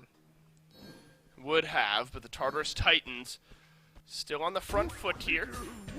Feeling like they've got this game under their control as Aurora drop back down, untransform, gets the disarm onto Barracuda, who sidesteps the hammer as the purple buff still stands. Awesome Jake walks on in, throws up the wall, but doesn't find anyone with the freeze. Purple buff is dropped down and secured by the Tartarus Titans, but Venenu feeling good on this Giannis so far. Level 11 will pluck down a little bit of damage and end up heading back to mid.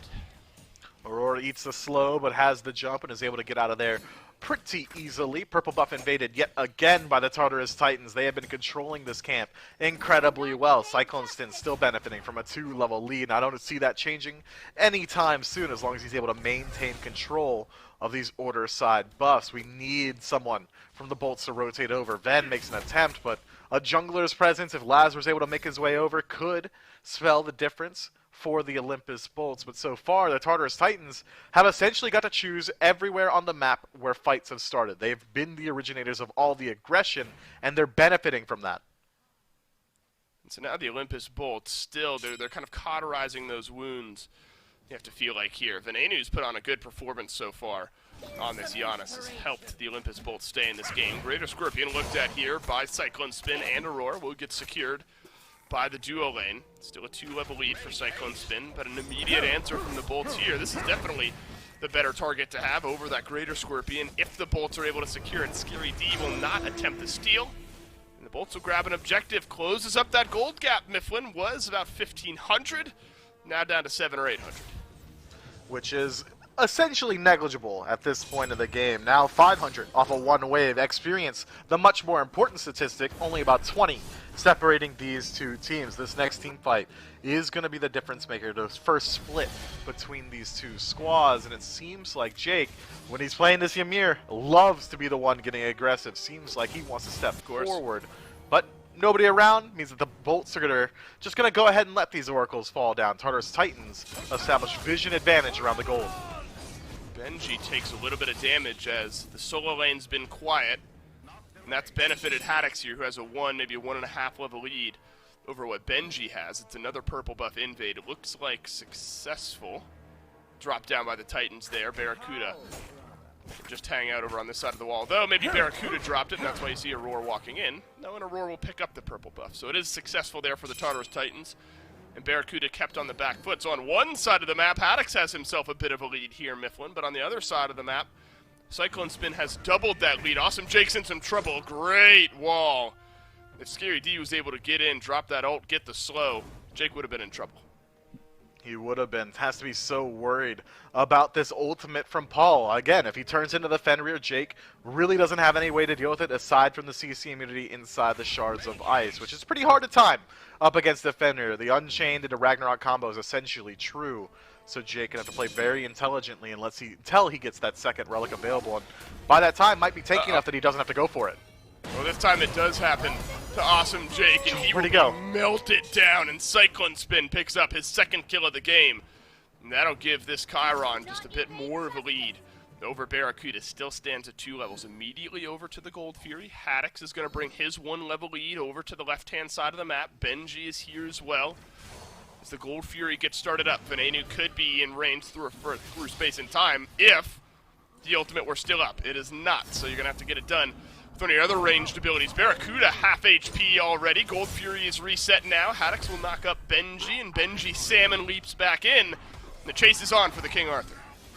It is. Benji not quite able to find the CC lockdown. Surprised the Titans are just going to go ahead and reset that one. They had it down to about 15% HP. The Gold Fury, that is, have decent confirm from the Morrigan, enough so that they don't have to worry about maybe Ven able to walk just straight in, but instead going to play it slow, methodical, don't want to throw away the slight lead that they got of finding a pick on a Jake and instead reset back to neutral. But this does leave the Gold Fury pit exposed, and Olympus Bolts not ones to leave an opportunity unchecked.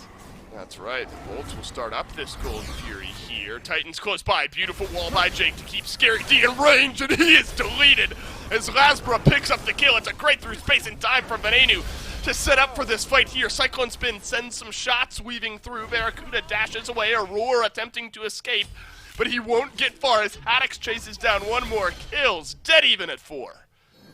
It is, with the Olympus Bolts again benefiting from the defensive positioning around the Gold Fury. Tartarus Titans have to remain present, but they do have a ward. Scary D drops it immediately into the Gold Fury pit, so the Titans don't have to step up. There is no threat of the Gold Fury going down until it is pulled, and finally, Haddix picks it up, but Scary D on the respawn, a roar in 5 seconds. Olympus Bolts may have missed an opportunity here. Olympus Bolts start up the Gold Fury nonetheless, but they're going to slow play this one. Aurora is back in respawn, but still a few seconds away, and it looks like the Fury will be disengaged on. But now the Bolts have to be careful. Barracuda's half HP, Venenu's a little bit lower on mana than he is on HP. There's a chance where the Titans could now sweep in and start this objective. But not without the Bolts knowing it. With the Oracles going their way, they're going to have complete vision on this situation. Jake working his way forward. Alone, probably going to die. Whoa, through space and time, flies on in. That's going to get the portal out for awesome Jake. And Venenu closes the gap with his own portal up, down from Lasbra, chasing down Paul in the back line. And Paul will escape death no longer. Lasbra grabs the first. Now he'll transform Ragnarok on a Cyclone Spin, and the damage is in off to the side. The ultimate will save his life and won't get the damage or the kill onto Venenu. Venenu's going massive here, 204 on the Giannis.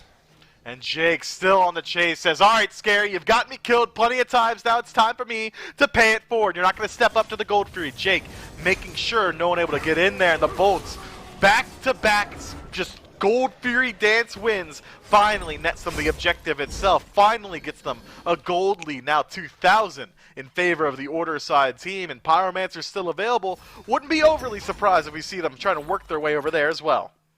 And Mifflin, I mean, you build a lot of cooldown here. Venenu has the Chronos Pendant into the Soul Gem. Staff of Mirrodin, and has been a very popular next option. Looks like that's maybe where Venenu is going to head here.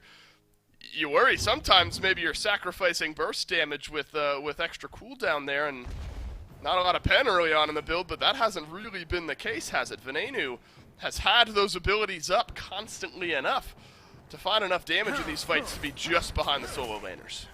Yeah, it straight up just has not come up yet, right? Ven playing for the right now doesn't need too much penetration going forward. Just take a peek at the priority targets. No one's picked up on Chile. There really isn't too much defense unless he's looking at Aurora.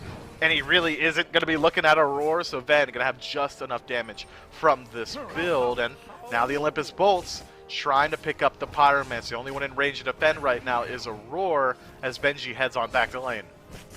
10% pen with the Staff of Mirrodin, so you'll have a little bit of it there if you're Venenu. Something to keep our eyes on as this game goes on through space and time, just wide of Scary D here as the Brutalize flies on in. Ragnarok triggered by Lasbra as Aurora transforms in as well. Pyromancer has been reset, both hunters on the left-hand side of the map.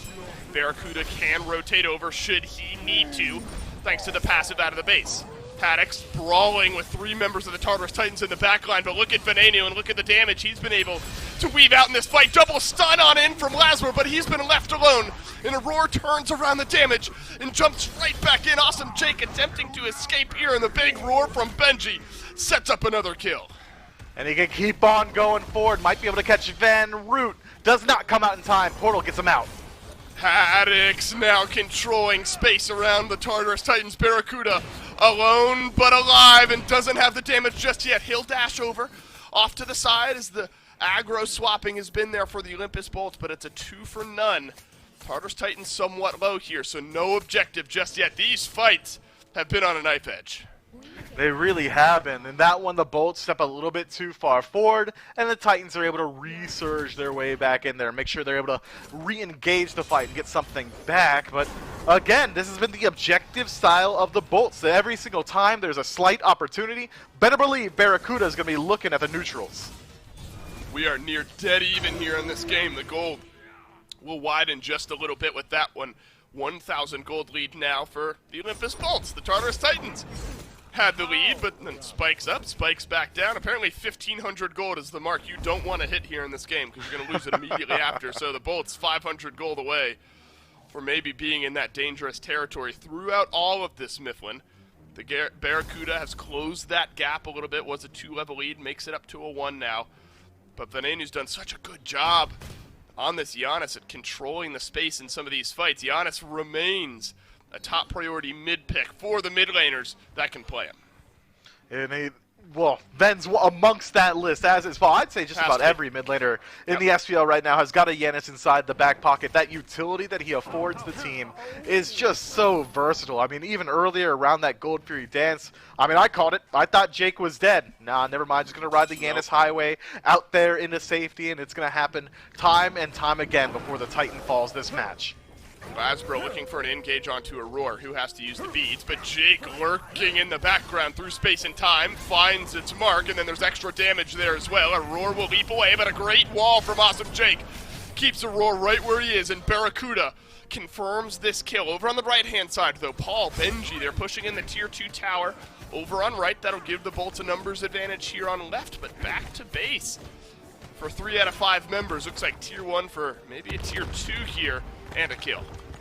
It's a slow roll on that Tier 2, and Lav's just got the rotation in. But no backup means that he likely won't stick this fight too long. Has to play cautiously because of the burst potential that Paul has. The Karen's going to finish, and it looks like could be moving in towards a Polynomicon. It's going to be pretty big for him. Look, this Morgan's had a very quiet performance so far inside of this match, where we're starting to hit those rapid power spikes. It is the Polynomicon picked up by Paul. Better think whoever gets stunned likely going to get dropped pretty low before the transformation, the changeling, comes through.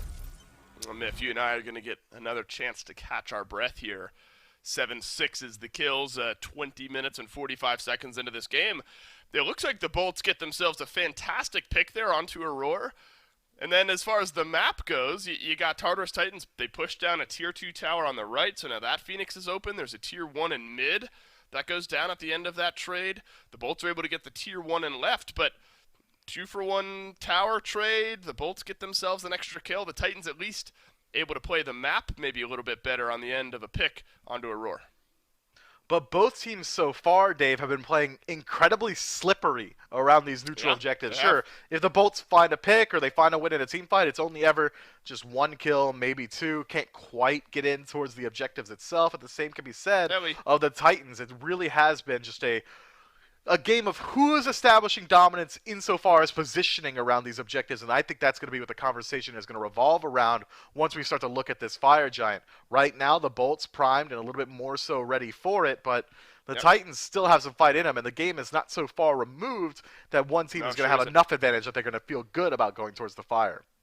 Agreed. It feels like both supports have had a pretty similar game up to this point as well. Jake was on the back foot just a little bit earlier. There were some engages from Scary D with that Nemesis ultimate over there towards the mid lane, but the Amir has started to find its footing in this game. 1, 3, and 4 is where Jake stands. 1, 2, and 5 is where Aurora stands. So it seems like both of these supports, Mifflin, have been able to find engagements maybe on about the same consistency as one another.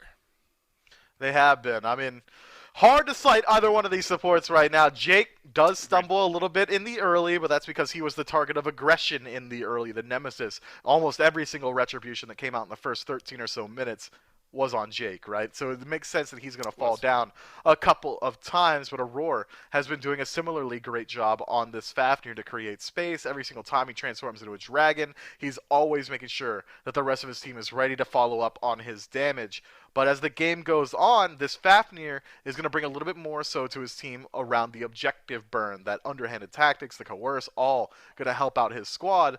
Whereas engage factor, well, the wall is only going to become longer and longer, 7 seconds when maxed out. The freeze gets longer as well. It might see a slight shift in these fights to favor the initiation from the bolts.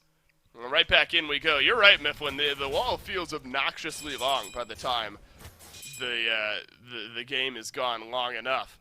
It's awesome, Jake. We'll reach that point shortly. Well, maybe not shortly. Level 14 for the Ymir, but at some point throughout this game, you'd have to imagine. Primal Fury is here, but given the length of the dance that we did around the Gold Fury, it definitely won't be gone anytime soon.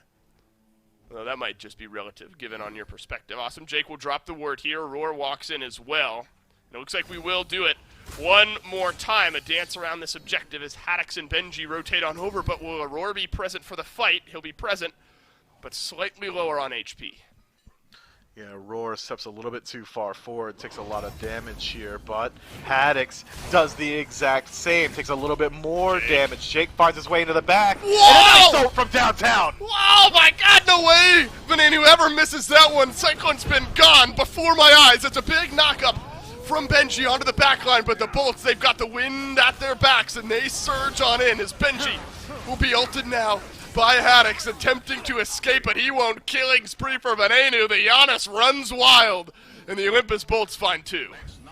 Yeah, I'm willing to call it here. Giannis should not be allowed. I mean, we're talking about when you play against Hurrywin, it's almost a guaranteed ban. I think it should just be a guaranteed ban, no qualifier. Roar stepping forward to try and steal the Gold Fury, but Fafnir not well equipped to do so. That hammer stops on first enemy god hit. All they have to do, the bolts that is stand between him and the objective, and that's all they did do. Gold Fury goes their way, team fight goes their way, and as will the tier 2 tower. And I wasn't sure, admittedly, what was going to happen with Cyclone Spin there on the left in that fight. Jake just kind of walks in, hits him with a little lockdown. I'm thinking, all right, Cyclone, you know, he can walk away from that fight. But then it's staggered enough where the freeze is there for the initial lockdown. Then Jake throws up the wall to keep Cyclone right where he is. And that gives Vanenu enough space and time to hit the space and time. And Vanenu, now 306 here in this game. I appreciate that, Miff. Now is confirmed, or participated in 100% of the kills. So has Haddix. This King Arthur has put together a pretty fantastic game as well. Benji just one level behind, but you can't argue with 100% kill participation out of your solo laner, and hey, out of your jungler. And you're getting close there out of the duo lane as well. The Olympus Bolts have fought together at nearly every phase of this game, and they'll fight together yet again around the FG. They've pulled it already down to 70%. Aurora, Scary D, and Benji making up the front line. Paul already used the stealth, maybe a little bit too early, can't work his way forward, but the Bolts do not have the greatest confirmation, so instead, going to keep their eyes towards the fight. Look at what Haddix is doing here, just bullying the Tartarus Titans. They cannot walk in. Low. Fire Giant down 5% HP, and it is confirmed this time by the Bolts. They're playing with fire, but this time they come out ahead. Cyclone Spin finds the snipes for the first kill of this fight, though. Paul transforms back into the Morgan here, and the chase is on for Lasbro. The chase is on another side of the map for Awesome Jake as well. The Tartarus Titans don't get FG, but they at least get one kill here, and maybe one kill is all they'll get. It's a pretty important kill, though. Stripping Fire Giant off of that Hunter means that their siege attempts are going to be that much harder. Haddix spots out Cyclone, goes in, but Paul finds Van and picks up the kill. Whoa, Haddix grabs one, though, onto Cyclone Spin. It's going to end up being 3 members of the Bolts that lose that FG buff, and now there's 45 seconds without Ven, 55 seconds without Haddix. Barracuda is up in 15. It's awesome. Jake and Lasber just got to farm up the jungle here for a moment, Mifflin. And now you wonder how important it is. Granted, Cyclone Spin's gone, so maybe some of that push power is missing. How important that exposed right side Phoenix is off the push earlier on. Just don't think that they're going to be able to step up to this right side Phoenix just Not with yet. that Cyclone. No, not without him, not at all. Maybe had Paul been a little bit further forward there, if he had to be grouped up with his team, that Polynomicon does work on objectives, which should expedite the sieging process ever so slightly. But I gotta talk about it, man. Why are the Bolts still fighting, bro? They had already desynced, they disengaged. There's no reason to stick around. Sure, Ben gets picked out. That doesn't mean Haddix has to go in and die. He picks up the kill in a Cyclone Spin, but Cyclone Spin doesn't have Fire Giant, bro, and Haddix does. So when Haddix dies, it's just a great trade for the Titans. I'm imagining Cyclone dies and rolls his eyes and says, okay, whatever, I'm going to respawn, and you're not going to have your buff when you respawn. I mean, it's just an interesting decision from the Olympus Bolts, and I think it stuffs their siege potential. Now, only Fire Giant on Lasbra and Jake. No way they're stepping up to a Tier 2 tower. Yeah, you gotta consider what you said though, Mifflin. Why are the Olympus Bolts still fighting? That's what they love to do, man. They scrap tooth and nail. Sometimes to a bit of a disadvantage, but Fire Giant's still on 2, and that'll help out with a bit of the push power here, maybe on the right-hand side. The Tartarus Titans still getting their feet back underneath them. No real gain or loss on the Olympus Bolt side of the map, but now you're gonna get the Tier 1 in right. Maybe a soft defense here for the Tartarus Titans underneath this Tier 2 tower. Paul lurking over to the left will rejoin his team here shortly. But the Bolts have made it clear this Tier 2 is in their sights. They do, but look, it's going to be a harder siege than I think it needs to be in the second the Tartarus Titans dig in their heels and show face around the Tier 2. Already the Bolts are having to show some respect instead of just working their way in and utilizing Fire Giant. Well, they only got 2 members with it, so they can't really move forward too hard. Instead, it's just going to spin your wheels for a little bit. Buff wears off in exactly 1 minute, so instead this feels like maybe just vying for positioning, see if maybe you can find a pick. For now, the Tartarus Titans doing a great job of just dissuading the push. Jake looks for the freeze, but Benji will avoid it. Barracuda gets stunned, and it's a root onto Awesome Jake. What you don't want to do is lose somebody right now. You're vying for a position. You don't want to lose it. Barracuda doubles back for the portal. Risky play there. But it's okay this time. Space and time gets used. Paul chasing down the Olympus Bolts here, but it looks like Barracuda will be plenty safe. Nothing lost there for the Olympus Bolts. A couple ultimates, but it's really a minute and a half until the next FG is up. There's a Primal Fury that maybe the Titans can start to rotate towards. But a bit overzealous there, Mifflin. You expressed some concerns, and for good reason. The Titans kind of punch right on back into the initial engage there of the Bolts. But the gold lead is still there for the Bolts. Maybe not nearly as much so if the Titans are able to get this Primal Fury for themselves. With 28 minutes in, 3,000 gold, not going to be the biggest deal. Jake blinks forward, wants to engage. He does, but he doesn't get the freeze. Gets the wall to slow down the Titans on what could have been a re-engage, and now it's blinks exchanged over towards Paul, who transforms into the Honest. Big brain play to get himself out of that one with the through space and time. Now he'll send a couple portals through the wall, give Benji away out should he need, but Benji gets stunned down on the other side. Oh, the wall immaculate from Awesome Jake as always. And then the Brutalized doesn't have enough damage, but there's a portal from Benenu that gives Awesome Jake the gap close. Barracuda grabs the Cullen. Great timing to find a pick if you're a Bolts fan. Benji gonna be dead for 50 seconds. The Bolts can make a hard decision here. Do we want to go ahead and use our numbers advantage to siege a Phoenix, or do we want to pick up a Tier 2 and back up the Fire Giant? It looks like Phoenix is what they've decided on. It's a 3-man stack 4 once Paul makes his way back. Okay, no, just maybe just a heat check, making sure the Titans are showing up to defend. They see that they do and say, all right, never mind, Fire Giant, that's better, and I can't argue with it. We'll see where the Tartarus Titans choose to position around this FG. 1 minute away from being enhanced, but the Olympus Bolts not wasting any time. You've only got 15 seconds of a 4v5, plus walk time for Benji out from base. The wall from Awesome Jake locks Haddix in the back, but that's fine for this King Arthur, and the Olympus Bolts take down the FG. Paul and clone of Paul, I guess, both clipped by the through space and time. Half HP on the Morgan. That's a great glimpse at some of the damage Venenu can now do. Build some percent pen on the back end of that build. And even on squishy targets, that'll connect for serious damage. So now the Bolts not only have a massive gold lead approaching 6,000, maybe closer to 7,000, but also Fire Giant on 5 members, enhanced red buff on Ven, and only one Tier 2 tower standing between them and the exposed birds of the Tartarus Titans. It is likely going to be standing, even potentially towards the end of this match if the Olympus Bolts are able to get a good siege attempt here, because they're going to shift their attention over towards the duo lane side. The most important Phoenix on the map is the one that is furthest away from the Fire Giant. Once those fire minion waves start to spawn, it makes it that much easier to get subsequent neutral objectives because the Titans are going to be further away trying to defend their own base. Take a peek at this positioning from the Chaos team, though. Oh, Scary Jake. D cut out. Jake blinks through, finds the wall, looks for the freeze, and Scary D will survive nonetheless. And then the doors open for the Tartarus Titans to get back into base safely. Lasbra's pushing down the mid lane. 4 out of 4 enhanced buffs around the waists of the Olympus Bolts here as Haddix walks forward, controlling the space immaculately so far here this game. A little bit of damage behind. Lasbra has to leap away here. That's tough. Losing a little bit of the engage. Oh, blinks over the through space and time as Paul had transformed into the Giannis. It's a freeze from Awesome Jake over onto Benji, but Awesome Jake has rooted himself in place. Haddix on the back line keeps his frontliner alive. Barracuda knocked up by Benji. Over on the left, kiting backwards. Benji alone, double stun. Gets used by Barra. Benji finds a big kill onto Barra. Cyclone Spin, though, does the same onto Haddix. 2 for 2 on either side. And that's going to be a small win for the Tartarus Titans. Any single time you're able to trade out a life in exchange for a Fire Giant buff, you are getting a good amount of value, especially if you're able to strip it away from that Hunter. The Olympus Bolts' siege attempt is essentially hamstrung. They cannot continue to move forward.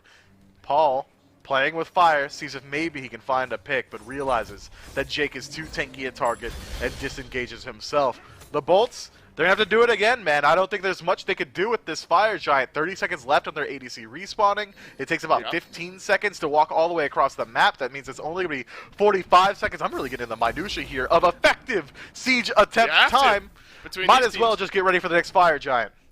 You have to, right? Between these two teams, the minutia has made all of the difference in the world. Look, that's an awkward fight. Lasbra's sub half HP clipped by a big chunk of damage at the onset. It felt just a little scrambled there from the Olympus Bolts. We now crest the 30-minute mark, so the next Fire Giant will be enhanced, and that one will be important. And I think your read on this one is pretty correct here, Mifflin. The Olympus Bolts not opting to push any further. It would have been fantastic, wouldn't it, to grab that left side Phoenix. You give yourself some fire minions pushing down the opposite side of the map of where the FG will be, but instead it's going to be a Pyromancer, and then regroup a minute and a half away from the next Fire Giant. Still on Venenu, though, and Awesome Jake and Lasbra. So, remember earlier, Olympus Bolts were able to find one pick around this time frame, maybe a little bit later, a little bit sooner to the respawn. That's where the Titans have to be careful. You can't get pulled in, especially not to this Oni Fury. No, they don't want to get baited into a inopportune fight, but this Oni Fury is a little bit more impactful than Primal would have been. Already the waves are pushed up in favor of the Bolt, so an enhanced wave could threaten the Phoenix on its own, so the Titans have to show some face here, but play it safely. It's much easier to deal with the enhanced mini waves than it is losing even one life, and the Bolts still have a pretty significant advantage insofar as gold. But 33 minutes in, that gold starts to mean less and less. The majority of players here already full 6 stacked in the build. It's only about who's selling the boots now or elixirs. Bolts, Fury down. Bolts get the Oni Fury, Mifflin. Bolts grab the Oni Fury this time, and I start ramping up, assuming there will be some fireworks, but there won't be. Instead, it's just the Oni minion waves.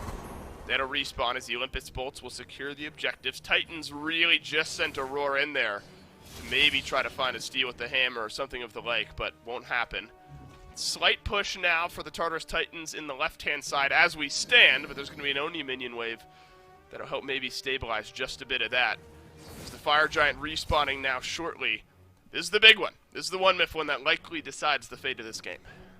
It really can, man. Enhanced Fire Giant removes the backdoor protections from all structures, meaning that if the Tartarus Titans only 2 people survive and they get an Enhanced Fire Giant, well, as long as one of them's the ADC, they can still look for the end. And the same is true of the Olympus Bolts, and they've already established the defensive positioning. They've already established the aggression. They've pulled the Enhanced Fire Giant. Slow rotation from the Titans. Scary D so far away.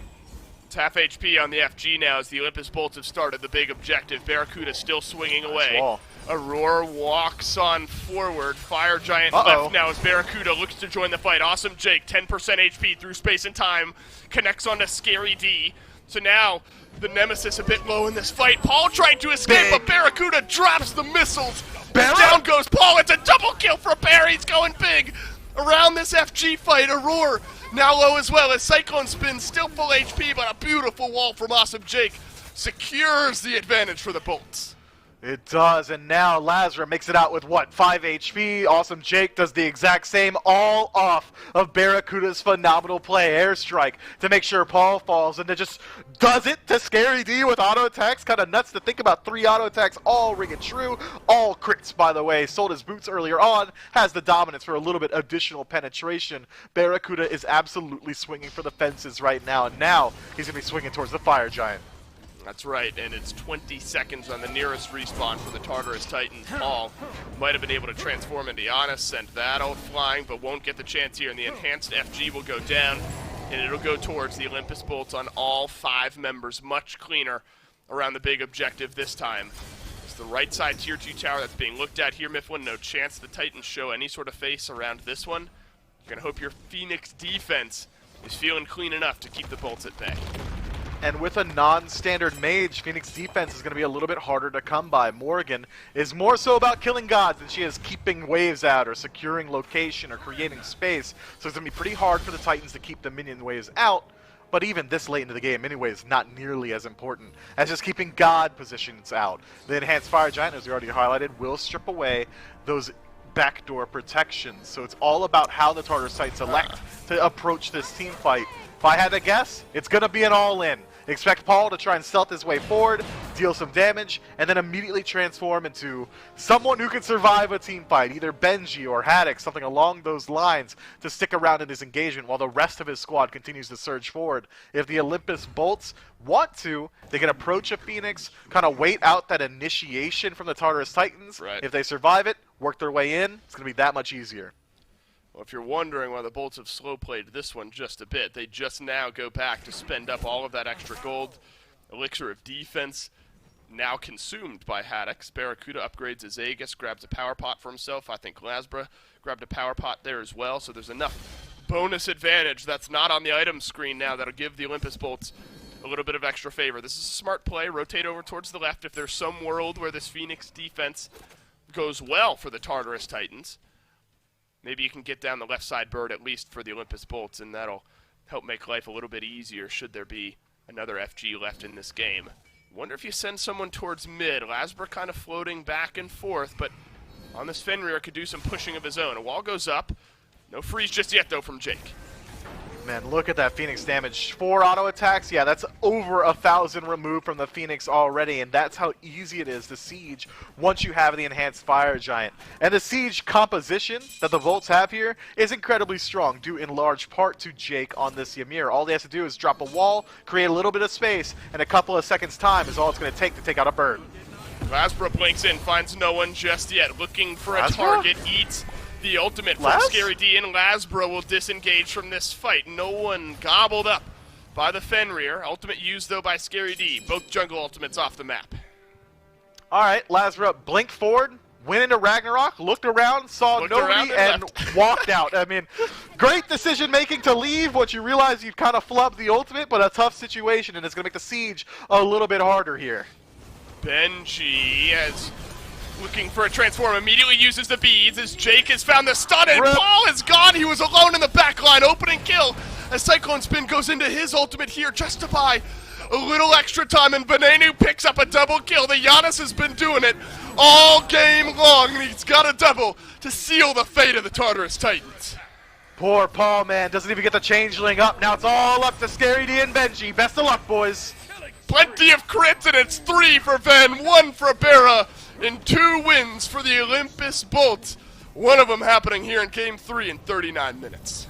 Man, 16,000 gold separates these two squads towards the end there. I was getting ready to rib Lasbra if they flubbed that Phoenix Siege one more time, but it does not come up, luckily for the jungler on the side of the Bolts. Congratulations to the Bolts. I think that secures them 4th seed overall going into next week.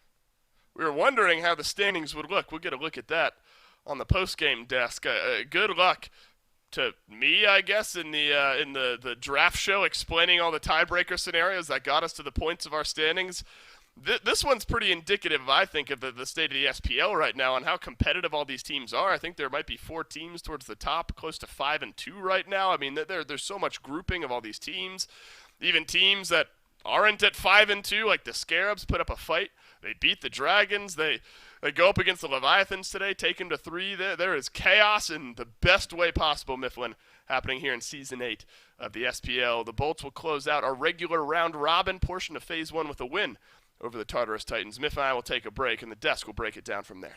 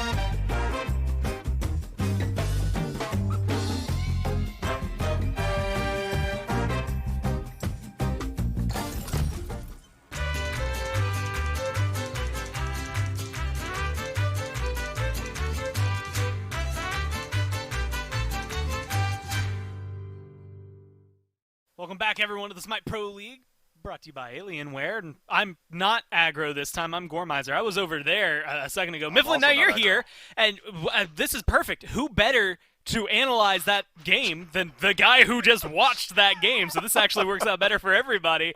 Look, man, that one was absolutely insane. I think there's a lot of back and forth still. I made a joke to Aggro behind the scenes at one point. I was like, we're going to be stuck in this game forever. It's going to be back and forth. The year's 2053. We're still going. People are waiting for a draft series. There hasn't been Worlds in decades. But no, they finally close it out there for the Bolts. And there's so much that stands out to me. But what was the linchpin for you? When was it that they finally looked like they could actually win? Well, every single time Ben pressed 4, for me personally, I mean, this Yanis pick straight up should not be allowed. But before we get straight into the analysis here, I want to apologize to fans at home. Sorry, I am not aggro. You got to deal with Mifflin just a little bit longer.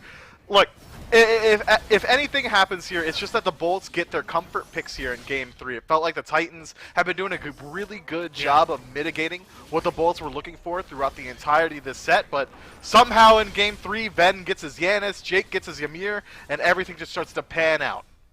I do love that Paul got to give us hints of his Yanis. As much as he could, he tried. That was one of those moments right there from Bera. Goes in, gets the kill onto Paul, immediately gets a kill onto Scary afterward as well. I think really opened up a lot of the opportunities for the late game for them.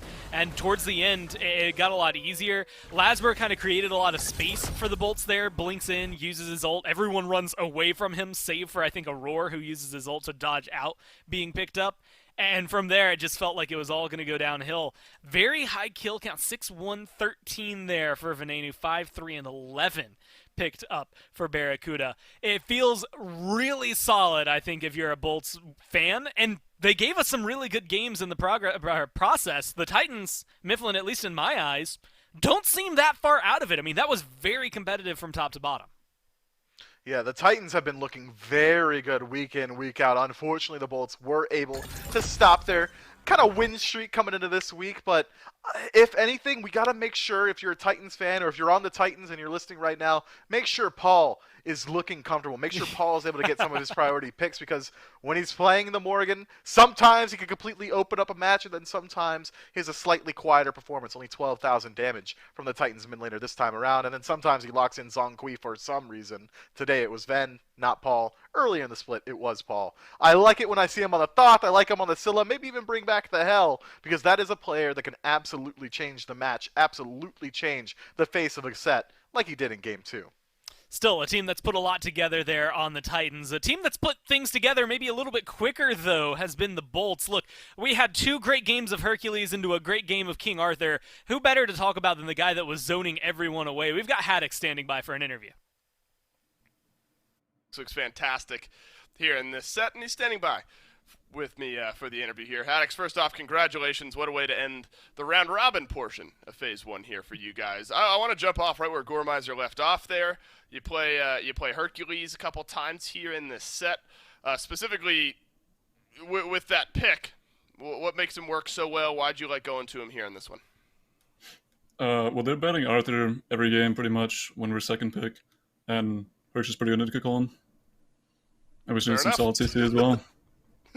Hey, sometimes it's just that simple, and then you finally got your King Arthur there in game number 3. It looked fantastic for you guys. As a team, look, 5-2 after playing every single other team in the league. Is that about the bar you set for you guys? Did you figure there'd be a little bit more wind-up time, or is 5-2 a big win for you after playing everyone else?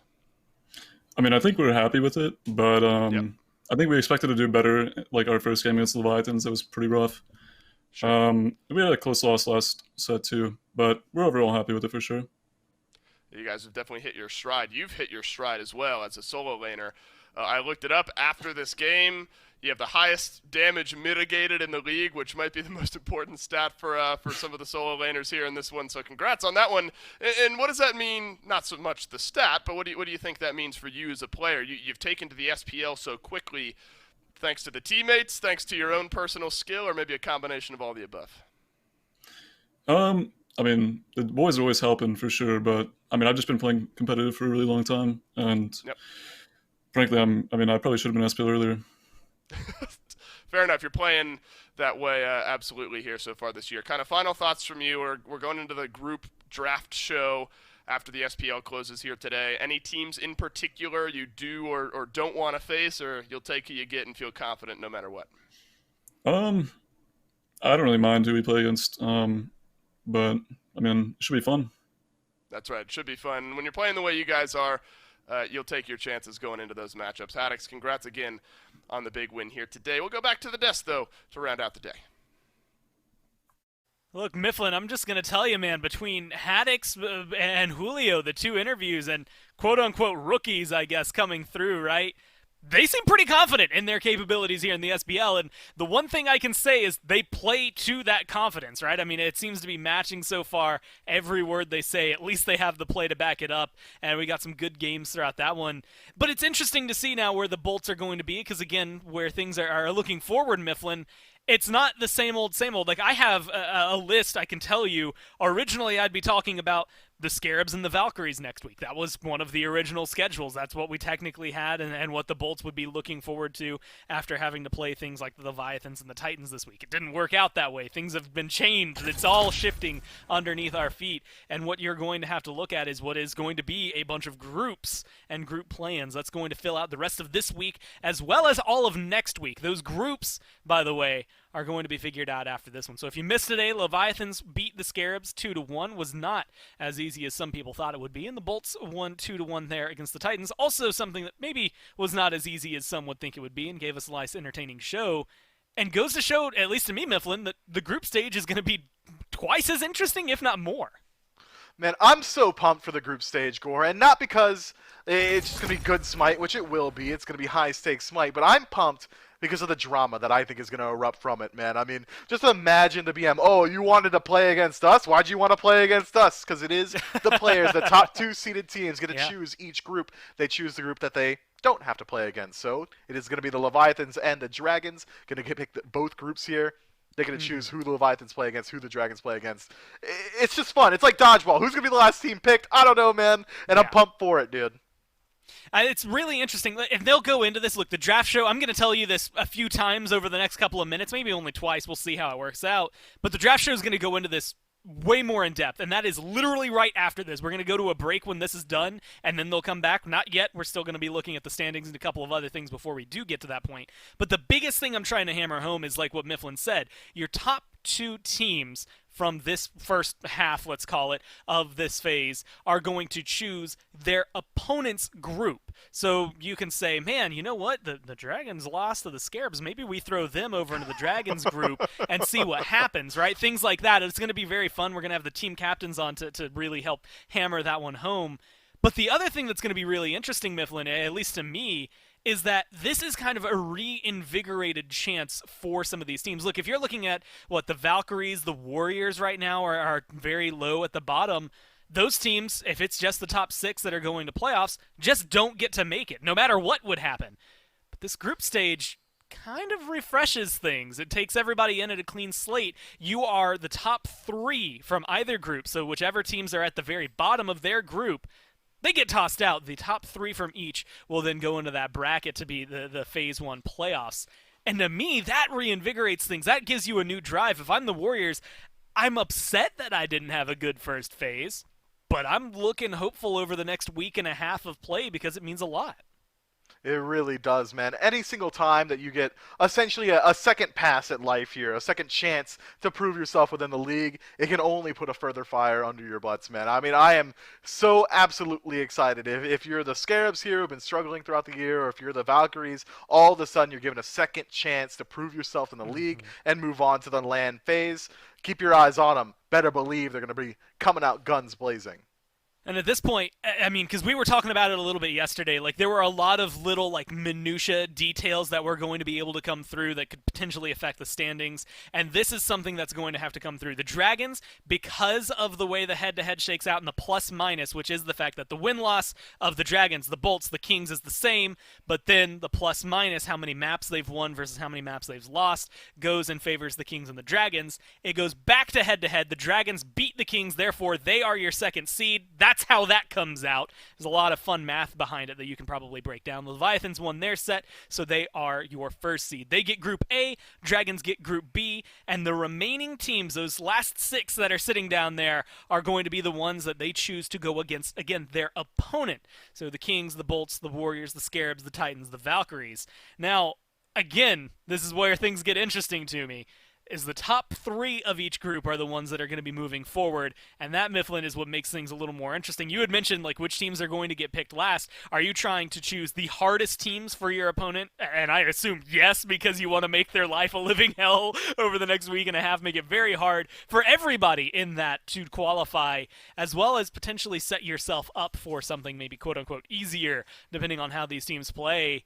I mean, look, it's kind of hard with the way things have been going.